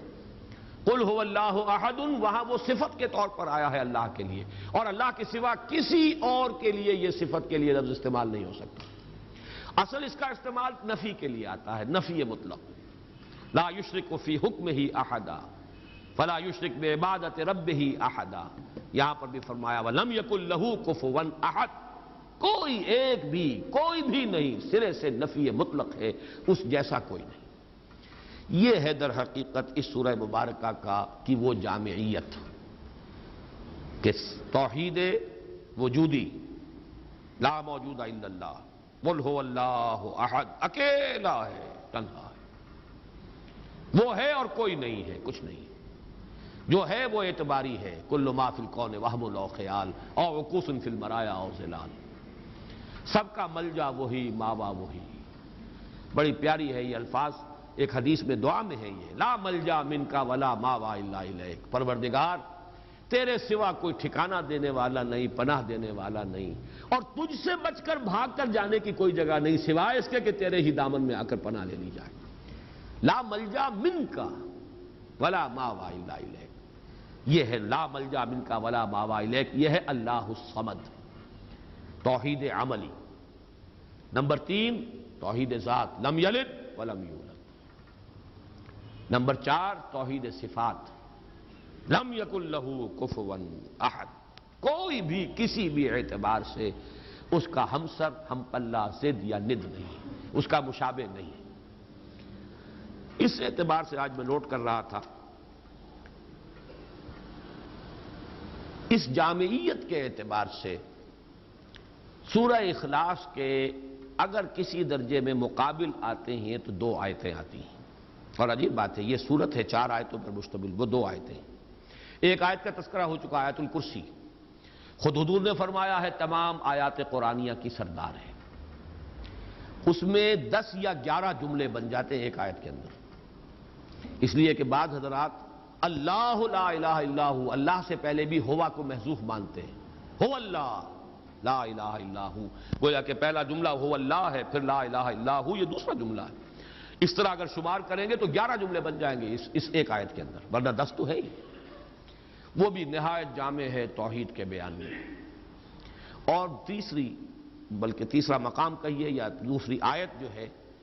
اور واقعہ یہ کہ اس کی بھی عظمت کا میرے قلب پر جو نقش ہے بہت گہرا ہے۔ 5 اسلوبوں سے توحید کا بیان ایک آیت میں ہے۔ وَقُلِ الْحَمْدُ لِلَّهِ الَّذِي لَمْ يَتَّخِذْ وَلَدًا وَلَمْ يَكُنْ لَهُ شَرِيكٌ فِي الْمُلْكِ وَلَمْ يَكُنْ لَهُ وَلِيٌّ مِّنَ الذُّلِّ وَكَبِّرْهُ تَكْبِيرًا۔ ایک آیت ہے یہ سورہ بنی اسرائیل کی آخری آیت۔ کہو کل حمد صلی اللہ کے لیے، قل الحمد للہ، کل حمد کل ثنا، یہ بھی توحید ہے اصل میں، نظری علمی توحید۔ جو خیر نظر آ رہا ہے، جو بھی ہم تک بھلائی پہنچ رہی ہے، کسی بھی ذریعے سے آئی ہو، کسی بھی سلسلہ اسباب سے متعلق ہو کر ہم تک پہنچی ہو، اس کا منبع سرچشمہ ذات باری تعالی، لہذا حمد کا سزاوار حقیقی صرف اللہ۔ قل الحمد للہ توحید کا کلمہ ہے، بہت بڑا کلمہ ہے یہ توحید کا، اتنا بڑا کلمہ ہے کہ حضور نے فرمایا کہ التسبیح نصف المیزان والحمد للہ تملؤہ، سبحان اللہ کہنا جو ہے میزان معرفت خداوندی کا نصف ہو جاتا ہے، اور پورا پلڑا بھر جاتا ہے الحمدللہ سے۔ پھر لم یتخذ ولدا، لم یلد ولم یولد، لم یتخذ ولدا ولم یکن لہ شریک فی الملک، بادشاہی میں اختیار میں کوئی اس کا شریک نہیں، یہ توحید سیاسی۔ ولم یکن لہ ولی من الذل، اور کوئی اس کا ولی کسی کمزوری کی وجہ سے نہیں ہے، دوست اس کے ہیں، تمہارے دوست ہوتے ہیں، تم انہیں پالتے ہو دوستیوں کو، اس لیے پالتے ہو کہ شاید کل کہیں کام آ جائے، ضرورت پڑ سکتی ہے، انسانی معاملات ایسے ہیں، لہذا دوستیاں پالی جاتی ہیں، دوستوں کی غلط فرمائشیں بھی پوری کی جاتی ہیں، ان کے غلط مطالبے بھی پورے کیے جاتے ہیں، یہ کس لیے کہ کنی دبتی ہے آپ کی، اللہ کی کنی کسی سے دبتی نہیں ہے، اس کے ولی ہیں لیکن اس کے کسی ذوف کی وجہ سے نہیں ہے۔ وَلَمْ يَكُنْ لَهُ وَلِيٌّ مِّنَ الذُّلِّ وَكَبِّرْهُ تَكْبِيرًا، اور اس کی تو بڑائی کرو جیسے کہ اس کی بڑائی کا حق ہے۔ یہ آیہ مبارکہ بھی میں نے صرف یہ نوٹ کرا دیا آپ کو کہ اس سورہ مبارکہ کے قریب آتی ہیں اپنی جامعیت کے اعتبار سے یہ آیات، لیکن ظاہر بات ہے کہ سورہ اخلاص ابتدا میں نازل ہوئی، ابھی چہمے گوئیاں شروع ہی ہوئی تھی، یہ کسے پوجتے ہیں، ان کا معبود کون ہے، اس کی شان کیا ہے، اس کی صفات کیا ہے، صف لنا ربک اور انصب لنا ربک، اس کا جواب بہت سادہ الفاظ میں لیکن جامعیت اس کے اعتبار سے جو اپنا منفرد مقام ہے وہ سورہ اخلاص کا ہے، اور جبکہ وہ ہمارے پاس حضور صلی اللہ علیہ وسلم کے اقوال موجود ہیں ثلث قرآن کے مساوی، اللہ تعالیٰ اس سورہ مبارکہ کا صحیح فہم گہرائی میں اس کا جو قلب کے اوپر، ذہن کے اوپر، ہماری سوچ پر، ہماری نفسیات پر جو اثرات مترتب ہونے چاہیے اللہ تعالیٰ ان سب سے ہمیں بہرہ مند فرمائے۔ آخر میں ایک لطیفہ سنا دوں، وہ بھی ایک لطیفہ، علمی لطیفہ ہے، یاد رہے گا۔ یہ خاقانی ایک شاعر گزرے ہیں بہت بڑے فارسی کے، ان کا یہ قصہ بیان ہوتا ہے کہ وہ کہیں کسی دعوت میں کسی امیر کے ہاں مدعو تھے، تو وہاں پہلے سے کچھ لوگ بیٹھے ہوئے تھے جو رتبے میں ان سے بڑے کمتر تھے، لیکن یہ کہ جگہ انہیں ایسی ملی کہ جو اس محفل کے اعتبار سے ذرا ان کے اپنے مقام کے اعتبار سے فروغ تھی۔ تو کچھ جو ذرا ہلکے مزاج کے لوگ تھے جن کی طبیعتوں میں ہلکا پن تھا، وہ انہیں دیکھ دیکھ کے مسکرا رہے تھے کہ آج یہ خاقانی کو کہاں جگہ ملی ہے، کس جگہ بیٹھے ہیں۔ تو انہوں نے ایک شعر کہا ہے، بلکہ 2 شعر۔ گر فروتر نشست خاقانی، نہ مرا عار نہ ترا ادب است، قل هو اللہ کے حمد باری است، تحت تبت یدا ابی لہب است، کہ اگر قرآن مجید میں قل هو اللہ جیسی صورت جو ہے وہ تبت یدا کے نیچے درج ہے، تبت یدا اوپر رکھی ہوئی ہے، اوپر لکھی ہوئی ہے تو قل هو اللہ کے حمد باری است تحت تبت یدا ابی لہب است. تو اس لیے اگر آج مجھے کہیں مقام جو ہے نچلا مل گیا ہے نشست کے اعتبار سے تو اس میں میرے لیے کوئی عار نہیں، تمہارے لیے کوئی عزت کی بات نہیں. بہرحال یہ صرف ایک